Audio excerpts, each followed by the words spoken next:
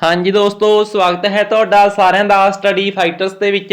ਇਸ ਕਲਾਸ ਦੇ ਵਿੱਚ ਅੱਜ ਆਪਾਂ ਨੇ ਕੁਝ ਇੰਪੋਰਟੈਂਟ MCQ ਡਿਸਕਸ ਕਰਨੇ ਨੇ। ਇੱਕ ਵਧੀਆ ਲੈਵਲ ਦੇ ਕੁਐਸਚਨ ਅੱਜ ਦੀ ਕਲਾਸ ਵਿੱਚ ਆਪਾਂ ਨੇ ਦੋਸਤੋ ਸ਼ਾਮਲ ਕੀਤੇ ਨੇ। ਤੁਹਾਡੇ ਪੇਪਰ ਦੇ ਵਿੱਚ ਇੱਥੋਂ ਕੁਐਸਚਨ ਬਣਨਗੇ, ਠੀਕ ਹੈ। ਤੁਹਾਡੇ ਪੇਪਰ ਵਾਲੇ ਕੁਐਸਚਨ ਜਿਹੜੇ ਉਹ ਆਪਾਂ ਅੱਜ ਇਸ ਕਲਾਸ ਦੇ ਵਿੱਚ ਸ਼ਾਮਲ ਕੀਤੇ ਨੇ। ਜੇਕਰ ਤੁਸੀਂ ਕਿਸੇ ਵੀ ਟੀਚਿੰਗ ਐਗਜ਼ਾਮਸ ਦੀ ਤਿਆਰੀ ਕਰ ਰਹੇ ਹੋ ਤਾਂ ਤੁਸੀਂ ਸਾਡੇ ਵੱਖ-ਵੱਖ सोशल मीडिया प्लेटफॉर्म्स ते सानू फॉलो कर सकते हो, जिवें यूट्यूब के उत्ते प्ले स्टोर के उत्ते साडी ऐप बनी हुई है, ऐप नूं इंस्टॉल कर लो। टैलीग्राम ते अपना ग्रुप बनया हुआ स्टडी फाइटर्स के नाम से, प्ले स्टोर ते भी ऐप है ते अपना यूट्यूब ते भी चैनल है। तो यह ਵੱਖ-ਵੱਖ प्लेटफॉर्म्स ते तुसीं सानू ज्वाइन करो। तो दोस्तों जेकर तुसीं जिवें पंजाबी मास्टर किट का बैच चल रहा है, ऐप ते जाके तुसीं बैच भी अपना ज्वाइन कर सकते हो। इस तो बिना इन फ्यूचर होर भी टीचिंग एग्जाम के जिहड़े अपने बैच होणगे, हर तरह का बैच अपनी ऐप के उत्ते तुहानूं उत्थे ही मिलदा हैगा, ठीक है। तो बाकी अपना चैनल नूं सबसक्राइब जरूर कर लिओ ते टैलीग्राम के ग्रुप्स वगैरह भी ज्वाइन कर लिओ ताकि होर अपडेट्स तुहानूं उत्थे मिलदियां रहन, ठीक है जी। तो शुरू करते हैं। इस नंबर के उत्ते तुसीं WhatsApp मैसेज कर सकते हो। तो आपां अगे स्टार्ट करते हैं जी। फर्स्ट क्वेश्चन तुहाडे सामने है। तो फर्स्ट क्वेश्चन है जी, वार दी आत्मा। एक घैंट क्वेश्चन हैगा। जो वार कावरूप है उसकी आत्मा किस नूं मनदे आपां? पौड़ी नूं, टक्कर नूं, मंगलाचरण नूं जां फिर महात्म नूं।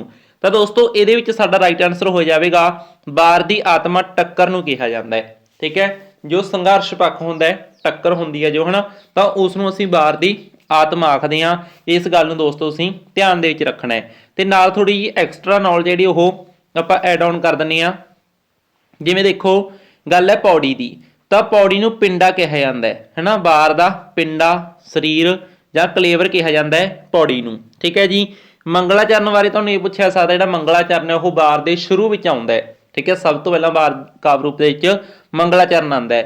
महात्म महात्म जिहड़ा वो सब तो लास्ट विच आंदा हुंदा है वार कावरूप दे, ठीक है। इस गल नूं तुसीं ध्यान दे विच रखना है। तो दोस्तों इस तरीके नाल फर्स्ट क्वेश्चन दा आंसर अपने कोल ऑप्शन बी हो जाएगा, टक्कर। प्रश्न नंबर 2 तुहाडे सामने है जी, हेठ लिखियां विचों किहड़ा जुट सही नहीं है।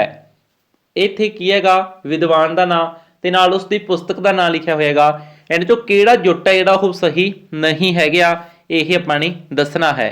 पंजाब दीआं वारां, यह पुस्तक गंडा सिंह दी है। एक मतलब कि गुट अपने कोल बिल्कुल सही है ना। तो अगले गुट दे विच आपां लिखा होएगा इत्थे कहते पंजाबी वारां जो पुस्तक है यह प्यारा सिंह पदम दी है, ठीक है। सभ्याचार ते पंजाबी सभ्याचार पुस्तक गुरबख्श फरैंक दी है, बिल्कुल सही है। तो बंबीहा बोल पुस्तक है जी, ये मतलब कि जुट मैच किया होया ये मोहन सिंह दीवाना दे नाल, तो यह जुट सही नहीं है दोस्तों। इस गल नूं तुसीं ध्यान दे रखना है। तो डी ऑप्शन साडा इस दे दोस्तों राइट आंसर हो जाएगा। बंबीहा बोल पुस्तक है जो ये बाबा बुद्ध सिंह दी है, इस गल नूं तुसीं ध्यान दे रखना है, ठीक है जी। तो सैकेंड क्वेश्चन का डी ऑप्शन साडे कोल राइट आंसर दोस्तों हो जाएगा। इस तो बाद आपां डिस्कस करते हैं दोस्तों प्रश्न नंबर 3। पंजाबी विच पहली वीर रसी वार। एक घैंट क्वेश्चन हैगा। इत्थे गल वीर रसी वार दी है, ठीक है। वीर रसी पहली वार आपां चंडी दी वार नूं कहांगे। तो इहदे विच दोस्तों साडे कोल राइट आंसर होएगा अपने कोल ऑप्शन बी, ठीक है, चंडी दी वार। हुण मैं तुहानूं एक गल होर भी दसदा, थोड़ा जिहा आपां मतलब चीज़ां नूं एक्सप्लोर करनी आ। जो चंडी दी वार है श्री गुरु गोबिंद सिंह जी की रचना है, ठीक है। तो इसका जिहड़ा स्रोत तुहानूं एक पुछया सकदा भी स्रोत की है इसका, तो इसका स्रोत तुसीं कहोगे मारकंडे पुराण, ठीक है। मारकंडे पुराण इसका मूल स्रोत है। तो एक तुहानूं इस दियां मतलब कि छंद पूछे जा सकते हैं, ठीक है। निशानी ते सिरखंडी छंद इस वरते गए ने, ठीक है। छंद पूछे जा सकते हैं, स्रोत पूछे जा सकता है, छंद पूछे जा सकते हैं, तो पौड़ियां पूछिया जा सकदियां ने, ठीक है। तो इसके जो कुल बंद ने दोस्तों, कुल बंद तो इसके है ने 55, ठीक है। कुल बंद तो इसके है ने 55, जिस 54 पौड़ियां ने, ठीक है, एक दौर है, ठीक है। तो इस तरीके नाल दोस्तों कुल बंद 55 ने, पौड़ियां पूछिया गई तो 54 वाली ऑप्शन के नाल चल जाओगे। इस तरीके नाल मैं कहना चंडी दी वार दे विचों यह देखो आपां सिर्फ 1 मिनट दे विच कितनियां चीज़ां एक्सप्लेन कर लियां। तो इस तरीके नाल जो आपां चीज़ां नूं एक्सप्लोर करांगे तो चीज़ां याद होंदियां ने ते उही अपने नंबर बना दिंदियां ने। तो इस तरीके नाल दोस्तों थर्ड ऑप्शन का राइट आंसर अपने कोल बी ऑप्शन होएगा, चंडी दी वार। इस तो बाद आपां डिस्कस करते हाँ जी क्वेश्चन नंबर 4, ठीक है। चंडी दी बार क्वेश्चन नंबर 4। लो आपां भी एक तुकांत मेल करता। ठीक है, अगे है बार। है बार है जिहड़ा मतलब एक काव्य रूप है ना, तो यह की है, तो यह बारमुखी कविता का एक रूप है दोस्तों। इस तरीके नाल इहदे विच साडे कोल राइट आंसर हो जाएगा ऑप्शन ए, बारमुखी कविता का एक रूप है। बाहरी दृश्यां का बयान हुंदा इहदे च, है ना, बाहरी कोई लड़ाई का वर्णन है ना, तो उस चीज़ का मतलब कि इसके विच जिक्र हुंदा है। तो बी ऑप्शन दोस्तों साडे इसते राइट आंसर हो जाएगा। इस तो बाद है जी क्वेश्चन नंबर 5, एक घैंट क्वेश्चन हैगा। पहली अध्यात्मिक वार, पहली अध्यात्मिक वार दोस्तों होएगी अपने कोल आसा दी वार।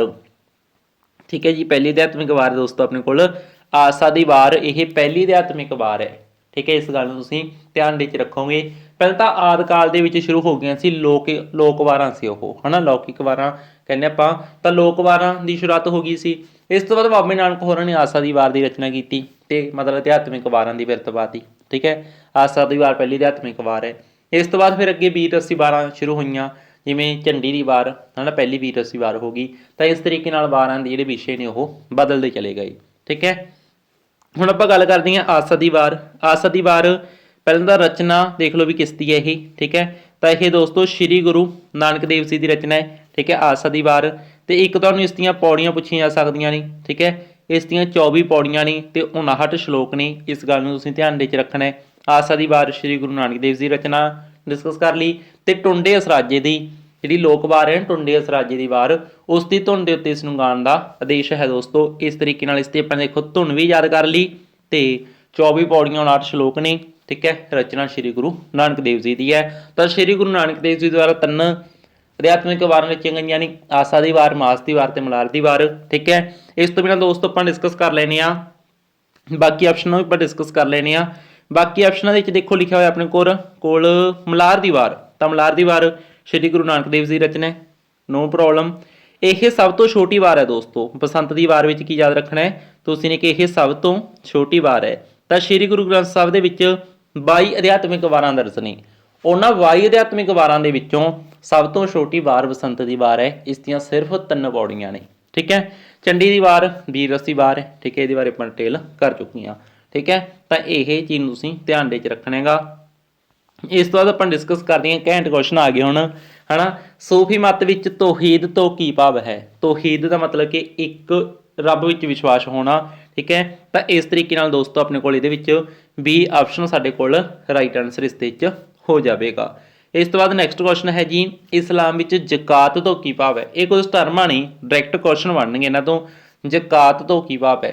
जकात का अर्थ हुंदा है कि दान देना, है ना, मतलब कि इस्लामी शरीयत के मुताबिक दान देना ਉਹ ਕੀ जकात है। जिवें कि सिख धर्म ਦੇ ਵਿੱਚ दसवंध का कंसैप्ट है ना, दसवंध है ना, भी आमदन का 10वां हिस्सा मतलब कि दान करना है ना, सेवा ਦੇ ਵਿੱਚ ਲਗਾਉਣਾ है।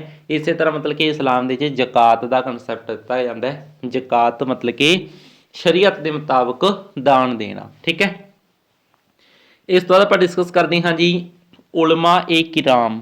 ठीक है, उलमा ए किराम तो की भाव है? यह मतलब कि इस्लाम धर्म के आलिम ने, है ना, जिवें आपां प्रधान नहीं चुनते होंगे, आलिम। ठीक है, इस्लाम धर्म के आलिम। इस तरीके नाल सी ऑप्शन साडा इस दोस्तों राइट आंसर हो जाएगा। इस तो बाद आप डिस्कस करते हाँ जी क्वेश्चन नंबर 9, सूफी मत विच शरीयत तो बाद किहड़ी मंजिल आउंदी है? मतलब कि सूफी मत है ना, सूफी मत दे विच सूफियां ने 4 पड़ाव मन्ने ने। ठीक है, 4 पड़ाव मन्ने ने। उन्हां दे विचों पहले नंबर देखो शरीयत है, तो शरीयत तो बाद किहड़ी मंजिल आती है? इसका आंसर अपन दोस्तों दसना है। तो शरीयत तो बाद दोस्तों आती है तरीकत। शरीयत तो बाद आती है तरीकत। ठीक है, हुण मैं तुहानूं इत्थे एक होर गल ऐड ऑन कर रहा, इहनूं समझण दी कोशिश करियो। नंबर 1 आती है शरीयत। ठीक है, नंबर 1 आती है शरीयत। फिर नंबर 2 अपने कोल आउंदा हैगा पड़ाव, यह हुंदा तरीकत का। ठीक है, शरीयत, तरीकत, ते नंबर 3 अपने कोल जो पड़ाव है दोस्तों यह मार्फत का है। ठीक है, मार्फत तीसरे नंबर पर आती है।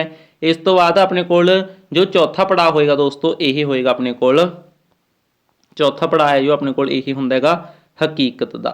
ठीक है, पर यह तो मतलब कि एक जदों आपां आम गल करते हैं, है ना, भी जनरली ज़्यादातर जो मतलब कि सूफियां ने उन्होंने ये 4 पड़ाव मन्ने ने, शरीयत, तरीकत, मार्फत, हकीकत, ये 4 पड़ाव मन्ने ने।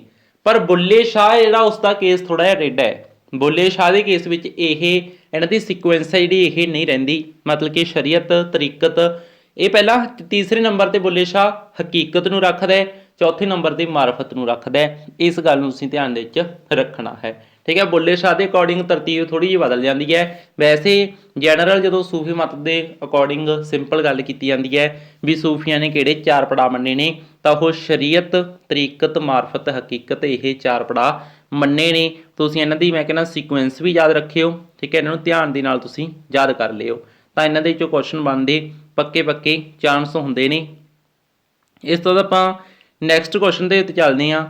ਨੈਕਸਟ ਕੁਐਸਚਨ ਹੈ ਦੋਸਤੋ ਆਪਣੇ ਕੋਲ, ਸੂਫੀ ਮਤ ਵਿੱਚ ਸ਼ਿਰਕ ਤੋਂ ਕੀ ਭਾਵ ਹੈ। ਤਾਂ ਸ਼ਿਰਕ ਦਾ ਇੱਕ ਕਨਸੈਪਟ ਦਿੱਤਾ ਜਾਂਦਾ ਹੈ, ਸ਼ਿਰਕ ਤੋਂ ਕੀ ਮਤਲਬ ਹੁੰਦਾ, ਉਹਨਾਂ ਦਾ ਕੀ ਭਾਵ ਲਿਆ ਜਾਂਦਾ ਸੂਫੀ ਮਤ ਦੇ ਵਿੱਚ। ਤਾਂ ਇਸ ਦਾ ਮਤਲਬ ਹੁੰਦਾ ਹੈ ਕਿ ਰੱਬ ਦੇ ਨਾਲ ਕਿਸੇ ਹੋਰ ਦੀ ਪੂਜਾ ਕਰਨੀ। ਠੀਕ ਹੈ, ਉਹ ਸ਼ਿਰਕ ਹੈ। ਆਪਸ਼ਨ ਡੀ ਸਾਡਾ ਦੋਸਤੋ ਇਸ ਦੇ ਰਾਈਟ ਆਨਸਰ ਹੋ ਜਾਵੇਗਾ। ਇਸ ਤੋਂ ਬਾਅਦ ਆਪਾਂ ਨੇ ਗ੍ਰਾਮਰ ਦੇ ਵਿੱਚੋਂ ਧੁਨੀ ਵਿਗਿਆਨ ਦੇ ਵਿੱਚੋਂ ਕੁਝ ਆਪਾਂ ਨੇ ਕੁਐਸਚਨ ਲੈ ਲਏ। ਤਾਂ ਦੇਖੋ ਇੱਥੇ ਗੱਲ ਹੈ ਉਲਟ ਸੀਵੀ ਯਾਨੀ ਕਿ ਮੂਰਧਨੀ ਵਿਅੰਜਨ ਧੁਨੀਆਂ ਕਿਹੜੀਆਂ ਨੇ। ਤਾਂ ਉਲਟ ਸੀਵੀ ਧੁਨੀਆਂ ਦੇਖੋ ਇੱਥੇ ਆਪਣੇ ਕੋਲ ਆਪਸ਼ਨ ਬੀ ਸਾਡੇ ਕੋਲ ਰਾਈਟ ਆਨਸਰ ਹੋ ਜਾਏਗਾ ਟ ਠ ਡ। ਠੀਕ ਹੈ, ਇਹਨਾਂ ਨੂੰ ਆਪਾਂ ਮੂਰਧਨੀ ਵੀ ਕਹਿ ਦਿੰਦੇ ਹਾਂ ਤੇ ਉਲਟ ਸੀਵੀ ਵਿਅੰਜਨ ਧੁਨੀਆਂ ਵੀ ਆਪਾਂ ਇਹਨਾਂ ਨੂੰ ਕਹਿ ਦਿੰਦੇ ਹਾਂ। ਠੀਕ ਹੈ, ਇਸ ਗੱਲ ਨੂੰ ਤੁਸੀਂ ਧਿਆਨ ਦੇ ਵਿੱਚ ਰੱਖੋਗੇ। ਇਹਨਾਂ ਦਾ ਵਰਗ ਵੀ ਯਾਦ ਰੱਖੋਗੇ ਤੁਸੀਂ, ਕਿਹੜਾ ਵਰਗ ਹੈ ਇਹ, ਟ ਵਰਗ। ਠੀਕ ਹੈ, ਵਰਗ ਪੁੱਛ ਲਿਆ ਜਾਂਦਾ ਕਈ ਵਾਰ, ਇਹ ਟ ਵਰਗ ਦੇ ਵਿੱਚ ਆਉਂਦੀਆਂ ਨੇ। ਠੀਕ ਹੈ, ਮਤਲਬ ਪਹਿਲੇ ਅੱਖਰ ਦੇ ਨਾਮ ਤੋਂ ਹੀ ਵਰਗ ਦਾ ਨਾਮ ਪੈ ਜਾਂਦਾ, ਜਿਵੇਂ ਕ ਵਾਲੀ ਲਾਈਨ ਹੈ ਜਿਹੜੀ ਉਹ ਕ ਵਰਗ, ਚੱਚੇ ਵਾਲੀ ਲਾਈਨ ਚ ਵਰਗ, ਹੈ ਨਾ, ਟੈਂਕ ਵਾਲੀ ਟ ਵਰਗ। ਠੀਕ ਹੈ, ਇਹਨਾਂ ਨੂੰ ਤੁਸੀਂ ਧਿਆਨ ਦੇ ਵਿੱਚ ਰੱਖ ਲਿਓ। ਨੈਕਸਟ ਆਪਾਂ ਅੱਗੇ ਗੱਲ ਕਰਦੇ ਹਾਂ ਜੀ 12 ਨੰਬਰ ਕੁਐਸਚਨ, ਅਨਾਦੀ ਅਲਪ ਪ੍ਰਾਣ ਵਿਅੰਜਨ ਕਿਹੜੇ ਨੇ। ਦੱਸੋ ਜੀ, ਅਨਾਦੀ ਵੀ ਹੋਣ ਤੇ ਅਲਪ ਪ੍ਰਾਣ ਵੀ ਹੋਣ। ਠੀਕ ਹੈ, ਤਾਂ ਅਨਾਦੀ ਤੇ ਅਲਪ ਪ੍ਰਾਣ ਦੋਨੇ ਕੰਡੀਸ਼ਨਾਂ ਮਤਲਬ ਕਿ ਖਰੀਆਂ ਉਤਰਨਾ ਚਾਹੀਦੇ ਨੇ ਜਿਹੜੇ ਅੱਖਰ ਆਪਾਂ ਚੁਣਾਂਗੇ ਦੋਨੇ ਕੰਡੀਸ਼ਨਾਂ ਦੇ ਉੱਤੇ, ਹੈ ਨਾ। ਅਨਾਦੀ ਮਤਲਬ ਕਿ ਅਕੋਸ਼ ਵੀ ਕਹਿ ਦਿੱਤਾ ਜਾਂਦਾ, ਇਹਨਾਂ ਨੂੰ ਧਿਆਨ 'ਚ ਰੱਖਿਓ। ਠੀਕ ਹੈ, ਅਲਪ ਪ੍ਰਾਣ ਉਹ ਹੋਣਗੇ ਜਿਹਦੇ ਵੇਲੇ ਸਾਹ ਘੱਟ ਲੱਗਦਾ। ਠੀਕ ਹੈ, ਅਨਾਦੀ ਇਹਨਾਂ ਵੇਲੇ ਨਾਦ ਪੈਦਾ ਨਹੀਂ ਹੁੰਦਾ, ਹੈ ਨਾ। ਤਾਂ ਇਸ ਗੱਲ ਨੂੰ ਧਿਆਨ ਦੇ ਵਿੱਚ ਰੱਖਣਾ ਹੈ। ਇਹਦੇ ਵਿੱਚ ਦੋਸਤੋ ਆਪਣੇ ਕੋਲ ਸੀ ਆਪਸ਼ਨ ਸਾਡਾ ਰਾਈਟ ਆਨਸਰ ਹੋਏਗਾ, ਕ ਚ ਟ ਤ। ਇਹ ਜੋ ਆਪਣੇ ਕੋਲ ਧੁਨੀਆਂ ਨੇ, ਹੈ ਨਾ, ਇਹ ਆਪਣੇ ਕੋਲ ਅਨਾਦੀ ਅਲਪ ਪ੍ਰਾਣ ਧੁਨੀਆਂ ਨੇ। ਇਸ ਨਾਲ ਤੁਸੀਂ ਧਿਆਨ ਦੇ ਕੇ ਦੋਸਤੋ ਇਸੇ ਤਰੀਕੇ ਨਾਲ ਰੱਖਣਾ ਹੈ। ਇਸ ਤੋਂ ਬਾਅਦ ਆਪਾਂ ਡਿਸਕਸ ਕਰਦੇ ਹਾਂ ਜੀ ਕੁਐਸਚਨ ਨੰਬਰ 13, ਪਾਰਸ਼ਵਿਕ ਜਾਂ ਕਹਿ ਲਓ ਪਾਸੇਦਾਰ ਧੁਨੀਆਂ ਕਿਹੜੀਆਂ ਹਨ। ਪਾਸੇਦਾਰ ਉਹ ਹੋਣਗੀਆਂ ਦੋਸਤੋ ਜਦੋਂ ਆਪਾਂ ਇਹਨਾਂ ਦਾ ਉਚਾਰਨ ਕਰਦੇ ਹਾਂ ਨਾ, ਤਾਂ ਜੀਵ ਦੇ ਪਾਸਿਆਂ ਤੋਂ, ਹੈ ਨਾ, ਜੀਵ ਦੇ ਪਾਸਿਆਂ ਤੋਂ ਜਿਹੜੀ ਮਤਲਬ ਕਿ ਆਵਾਜ਼ ਹੈ, ਹੈ ਨਾ, ਜਿਹੜੀ ਮਤਲਬ ਕਿ ਹਵਾ ਹੈ ਉਹ ਕ੍ਰੋਸ ਹੁੰਦੀ ਹੈ।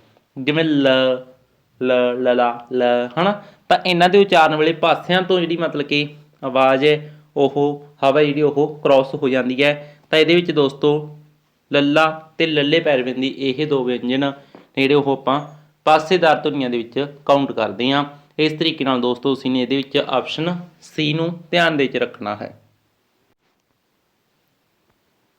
ਤਾਂ ਅੱਗੇ ਆਪਣੇ ਕੋਲ 14ਵਾਂ ਕੁਐਸਚਨ ਹੈ, ਇੱਕ ਘੈਂਟ ਕੁਐਸਚਨ ਆ ਗਿਆ। ਤਾਂ ਇਹਨੂੰ ਆਪਾਂ ਦੇਖੋ, ਇਹਦਾ ਆਨਸਰ ਜਿਹੜਾ ਉਹ ਮਤਲਬ ਕਿ ਪੂਰੇ ਘੈਂਟ ਤਰੀਕੇ ਨਾਲ ਦੇਣਾ ਆਪਾਂ ਨੇ। ਦੇਖੋ ਇੱਥੇ ਆਪਾਂ ਨੂੰ ਕੁਝ ਸਤਰਾਂ ਦਿੱਤੀਆਂ ਗਈਆਂ ਨੇ, ਚਿੱਟੇ ਚਾਨਣ ਦਾ ਦੁੱਧ ਡੁੱਲਿਆ ਤੇ ਮਟਕੀ ਭੱਜੀ ਹਨੇਰੇ ਦੀ, ਛੱਡ ਰਾਤਾਂ ਦੀਆਂ ਹਕਾਇਤਾਂ ਨੂੰ ਕੋਈ ਗੱਲ ਕਰ ਨਵੇਂ ਸਵੇਰੇ ਦੀ। ਤਾਂ ਇਹ ਜੋ ਸਤਰਾਂ ਨੇ ਨਾ, ਇਹਨਾਂ ਸਤਰਾਂ ਦੇ ਵਿੱਚ ਕਿਸ ਅਲੰਕਾਰ ਦੀ ਵਰਤੋਂ ਹੋਈ ਹੈ ਦੋਸਤੋ, ਇਹ ਆਪਾਂ ਨੇ ਦੱਸਣਾ ਹੈ। ਤਾਂ ਇਹਨਾਂ ਦੇ ਵਿੱਚ ਦੇਖੋ, ਚਿੱਟੇ ਚਾਨਣ ਦਾ ਦੁੱਧ ਡੁੱਲਿਆ, ਹੈ ਨਾ। ਹੁਣ ਚਾਨਣ ਸਮਝ ਰਹੇ ਹੋ ਵੀ ਚਾਨਣ ਤੇ ਦੁੱਧ ਦੋਨੋਂ ਇੱਕ ਰੂਪ ਹੋ ਗਏ, ਇਹਦਾ ਮਤਲਬ ਉੱਥੇ ਰੂਪਕ ਅਲੰਕਾਰ ਦੀ ਗੱਲ ਹੈ। ਜੇਕਰ ਇਦਾਂ ਹੁੰਦਾ, ਮਤਲਬ ਮੈਂ ਆਪਦੇ ਕੋਲੋਂ ਥੋੜਾ ਜਿਹਾ ਇਹਨੂੰ ਮੋਡੀਫਾਈ ਕਰਨ ਦੀ ਕੋਸ਼ਿਸ਼ ਕਰਦਾ, ਗੱਲ ਇਦਾਂ ਹੁੰਦੀ ਵੀ ਚਿੱਟਾ ਚਾਨਣ ਦੁੱਧ ਵਰਗਾ, ਹਨਾ, ਵੀ ਚਿੱਟਾ ਚਾਨਣ ਜਿਹੜਾ ਉਹਨੂੰ ਦੁੱਧ ਵਰਗਾ ਕਿਹਾ ਹੁੰਦਾ, ਵੀ ਚਿੱਟਾ ਚਾਨਣ ਦੁੱਧ ਦੀ ਤਰ੍ਹਾਂ, ਹਨਾ, ਇਦਾਂ ਕਿਹਾ ਹੁੰਦਾ, ਤਾਂ ਉੱਥੇ ਉਪਮਾ ਹੋ ਜਾਣੀ ਸੀ। ਉਪਮਾ ਅਲੰਕਾਰ ਤੇ ਰੂਪਕ ਅਲੰਕਾਰ ਦੇ ਵਿੱਚ ਬਸ ਥੋੜਾ ਜਿਹਾ ਹੀ ਫਰਕ ਹੈ।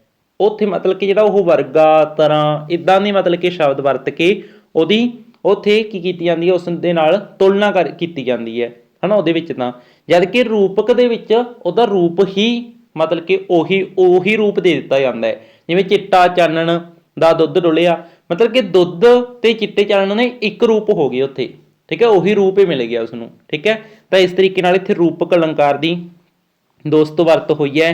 ਤੇ ਇਹ ਪ੍ਰੋਫੈਸਰ ਮੋਹਨ ਸਿੰਘ ਦੀ ਜਾਂ ਸਤਰਾਣੀ, ਠੀਕ ਹੈ, ਕਈ ਵਾਰ ਇਦਾਂ ਨਾ ਕੁਐਸਚਨ ਆਵੇ ਵੀ ਅਲੰਕਾਰ ਨਾ ਪੁੱਛ ਲੈਣਾ ਜੋ ਹੋ ਸਕਦਾ ਸਤਰਾਂ ਹੀ ਪੁੱਛ ਲੈਣ ਕਿਸ਼ਤੀਆਂ ਨੇ, ਤਾਂ ਇਹ ਪ੍ਰੋਫੈਸਰ ਮੋਹਨ ਸਿੰਘ ਦੀਆਂ ਸਤਰਾਣੀ। ਅੱਗੇ ਦੋਸਤੋ ਆਪਣੇ ਕੋਲ ਕੁਐਸਚਨ ਆ ਚੁੱਕਿਆ ਜੀ, ਕੁਐਸਚਨ ਨੰਬਰ 15।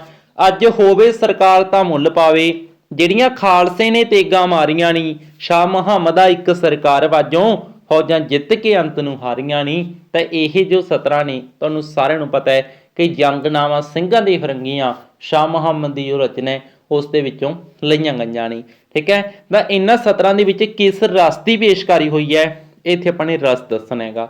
ਬਹੁਤ ਹੀ ਕਹਿ ਦੇਣਗੇ ਜੰਗਨਾਮਾ ਵੀਰ ਰਸੀ ਹੈ, ਚੱਕੋ ਜੀ ਵੀਰ ਰਸੀ ਵਾਲੀ ਆਪਸ਼ਨ ਲਾ ਦਿੰਦੇ ਆ, ਪਰ ਇੱਦਾਂ ਨਹੀਂ ਕਰਨਾ। ਜ਼ਰੂਰੀ ਥੋੜ੍ਹੀ ਹੈ ਵੀ ਸਾਰੇ ਬੰਦ ਨੇ ਜਿਹੜੇ ਹੈ ਨਾ ਉਹਨਾਂ ਵਿੱਚ ਵੀ ਸਾਰਿਆਂ ਦੇ ਵਿੱਚ ਵੀਰ ਰਸ ਹੈ। ਇੱਥੇ ਕਰੁਣਾ ਰਸ ਦੀ ਪੇਸ਼ਕਾਰੀ ਹੋ ਰਹੀ ਹੈ ਦੋਸਤੋ। ਇਹਦੇ ਵਿੱਚ ਇਸ ਬੰਦ ਦੇ ਵਿੱਚ ਇਹਨਾਂ ਸਤਰਾਂ ਦੇ ਵਿੱਚ ਕਰੁਣਾ ਰਸ ਦੀ ਪੇਸ਼ਕਾਰੀ ਹੋਈ ਹੈ। ਤਾਂ ਇਸ ਤਰੀਕੇ ਨਾਲ ਦੋਸਤੋ ਇਹਦੇ ਵਿੱਚ ਬੀ ਆਪਸ਼ਨ ਸਾਡਾ ਰਾਈਟ ਆਨਸਰ ਹੋ ਜਾਵੇਗਾ, ਠੀਕ ਹੈ ਜੀ। ਤਾਂ ਇਸ ਗੱਲ ਨੂੰ ਅਸੀਂ ਧਿਆਨ ਦੇ ਵਿੱਚ ਰੱਖਣਾ ਹੈਗਾ। ਅੱਗੇ ਆਪਾਂ ਡਿਸਕਸ ਕਰਦੇ ਹਾਂ ਦੋਸਤੋ ਕੁਐਸਚਨ ਨੰਬਰ 16। ਸਤਿਗੁਰ ਨਾਨਕ ਪ੍ਰਗਟਿਆ, ਮਿਟੀ ਧੁੰਦ ਜਗ ਚਾਨਣ ਹੋਆ, ਹਨਾ। ਤਾਂ ਇਹ ਜੋ ਸਤਰਾਂ ਨੇ ਕਿਸ ਦੀਆਂ ਨੇ, ਪਹਿਲਾਂ ਤਾਂ ਤੁਸੀਂ ਇਹ ਚੀਜ਼ ਦਿਮਾਗ 'ਚ ਲੈ ਕੇ ਆਓ। ਇਹ ਜੋ ਸਤਰਾਂ ਨੇ ਭਾਈ ਗੁਰਦਾਸ ਦੀਆਂ ਨੇ, ਠੀਕ ਹੈ। ਤਾਂ ਭਾਈ ਗੁਰਦਾਸ ਜੀ ਦੀ ਪਹਿਲੀ ਵਾਰ ਦੇ ਵਿੱਚੋਂ ਇਹ ਸਤਰਾਂ ਦਰਜ ਨਹੀਂ, ਹਨਾ। ਤਾਂ ਇਹਨਾਂ ਸਤਰਾਂ ਦੇ ਵਿੱਚ ਕਿਸ ਅਲੰਕਾਰ ਦੀ ਵਰਤੋਂ ਹੋਈ ਹੈ, ਆਪਾਂ ਦਾ ਅਲੰਕਾਰ ਵੀ ਦੱਸਣਾ ਹੈਗਾ, ਠੀਕ ਹੈ। ਤਾਂ ਇਸ ਦੇ ਵਿੱਚ ਦੋਸਤੋ ਦ੍ਰਿਸ਼ਟਾਂਤ ਅਲੰਕਾਰ ਦੀ ਵਰਤੋਂ ਹੋਈ ਹੈ। ਤਾਂ ਬੀ ਆਪਸ਼ਨ ਸਾਡਾ ਦੋਸਤੋ ਇਸ ਦੇ ਵਿੱਚ ਰਾਈਟ ਆਨਸਰ ਹੋ ਜਾਵੇਗਾ, ਠੀਕ ਹੈ। ਇਸ ਗੱਲ ਨੂੰ ਤੁਸੀਂ ਧਿਆਨ ਦੇ ਵਿੱਚ ਰੱਖਿਓ। ਅੱਗੇ ਫੇਰ ਇੱਕ ਘੈਂਟ ਸਤਰਾ ਆ ਗਈ, ਠੀਕ ਹੈ।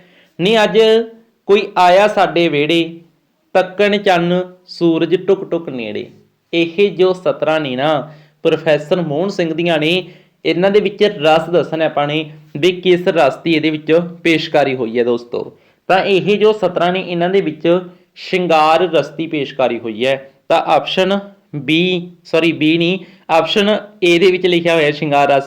ਤਾਂ ਆਪਸ਼ਨ ਏ ਸਾਡਾ ਦੋਸਤੋ ਇਸ ਦੇ ਵਿੱਚ ਰਾਈਟ ਆਨਸਰ ਹੈ ਇਹ ਹੋ ਜਾਵੇਗਾ। ਸ਼ਿੰਗਾਰ ਰਸ ਦੀ ਪੇਸ਼ਕਾਰੀ ਇਹਨਾਂ ਸਤਰਾਂ ਦੇ ਵਿੱਚ ਹੋਈ ਹੈ। ਨਹੀਂ ਅੱਜ ਕੋਈ ਆਇਆ ਸਾਡੇ ਵਿਹੜੇ, ਤੱਕਣ ਚੰਨ ਸੂਰਜ ਟੁਕ ਟੁਕ ਨੇੜੇ, ਨੇੜੇ ਹੋ ਕੇ ਤੱਕ ਰਹੇ ਨੇ ਵੀ ਸਾਡੇ ਕੋਈ ਅੱਜ ਵਿਹੜੇ ਆਏ ਹੈ। ਹੁਣ ਜਮੀ ਸ਼ਿੰਗਾਰ ਹੀ ਲਾਤਾ ਹਨਾ।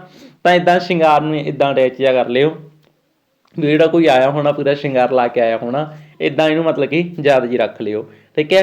ਅੱਗੇ ਆਪਾਂ ਗੱਲ ਕਰਦੇ ਹਾਂ ਤੂੜੀ ਤੰਦ ਸਾਂਭ ਹਾੜੀ ਵਿੱਚ ਵੱਟ ਕੇ, ਲੰਬੜਾਂ ਤੇ ਸ਼ਾਹਾਂ ਦਾ ਹਿਸਾਬ ਕੱਟ ਕੇ। ਇਹ ਜੋ ਸਤਰਾਂ ਨੇ ਨਾ ਮੇਲੇ ਵਿੱਚ ਜੱਟ ਕਵਿਤਾ 'ਚੋਂ ਲਈਆਂ ਗਈਆਂ ਨੇ। ਤਾਂ ਇਹਨਾਂ ਸਤਰਾਂ ਦੇ ਵਿੱਚ ਕਿਸ ਛੰਦ ਦੀ ਵਰਤੋਂ ਹੋਈ ਹੈ ਦੋਸਤੋ, ਇਹ ਆਪਾਂ ਨੇ ਦੱਸਣਾ ਹੈ।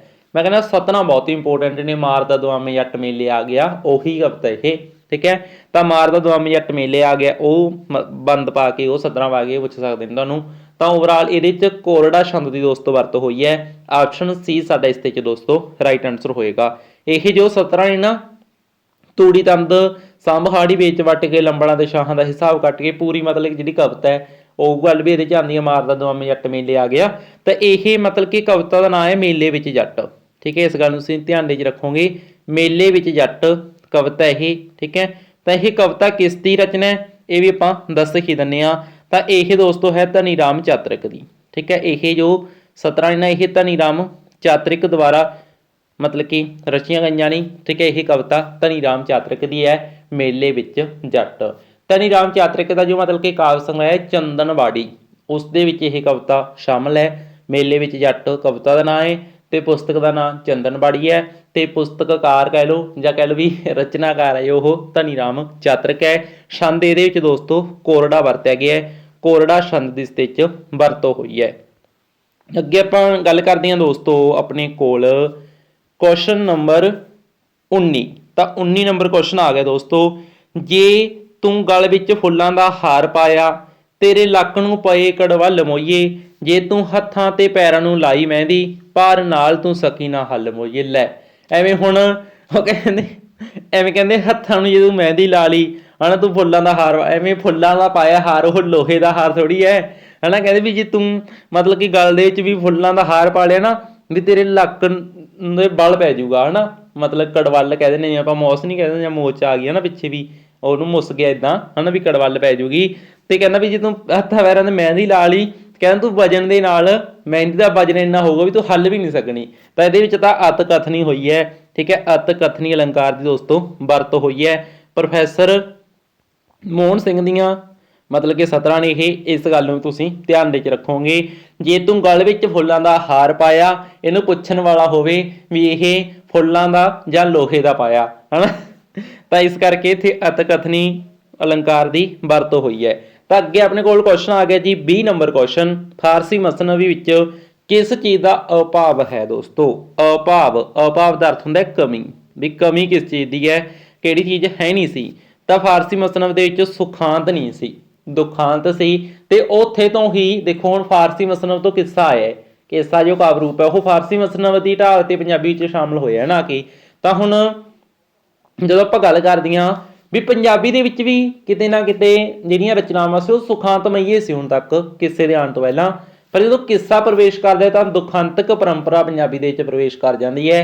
ਇਹ ਗੱਲ ਨੂੰ ਵੀ ਤੁਸੀਂ ਧਿਆਨ 'ਚ ਰੱਖਿਓ, ਠੀਕ ਹੈ। ਤਾਂ ਫਾਰਸੀ ਮਸਨਦ ਦੇ 'ਚ ਦੁਖਾਂਤ ਵੱਡਾ ਸੀ, ਪਰ ਉੱਥੇ ਸੁਖਾਂਤ ਦਾ ਅਭਾਵ ਸੀ, ਕਮੀ ਸੀ, ਠੀਕ ਹੈ।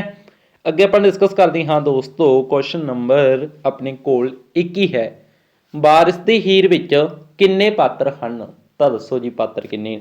ਤਾਂ ਵਾਰਿਸ ਸ਼ਾਹ ਨੇ ਜੋ ਹੀਰ ਦਾ ਕਿੱਸਾ ਲਿਖਿਆ ਦੋਸਤੋ, ਇਸ ਦੇ ਵਿੱਚ 22 ਪਾਤਰ ਦਾ ਮਤਲਬ ਜ਼ਿਕਰ ਕੀਤਾ ਹੈ। 22 ਇਸ ਦੇ ਵਿੱਚ ਦੋਸਤੋ ਰਾਈਟ ਆਨਸਰ ਹੋਏਗਾ।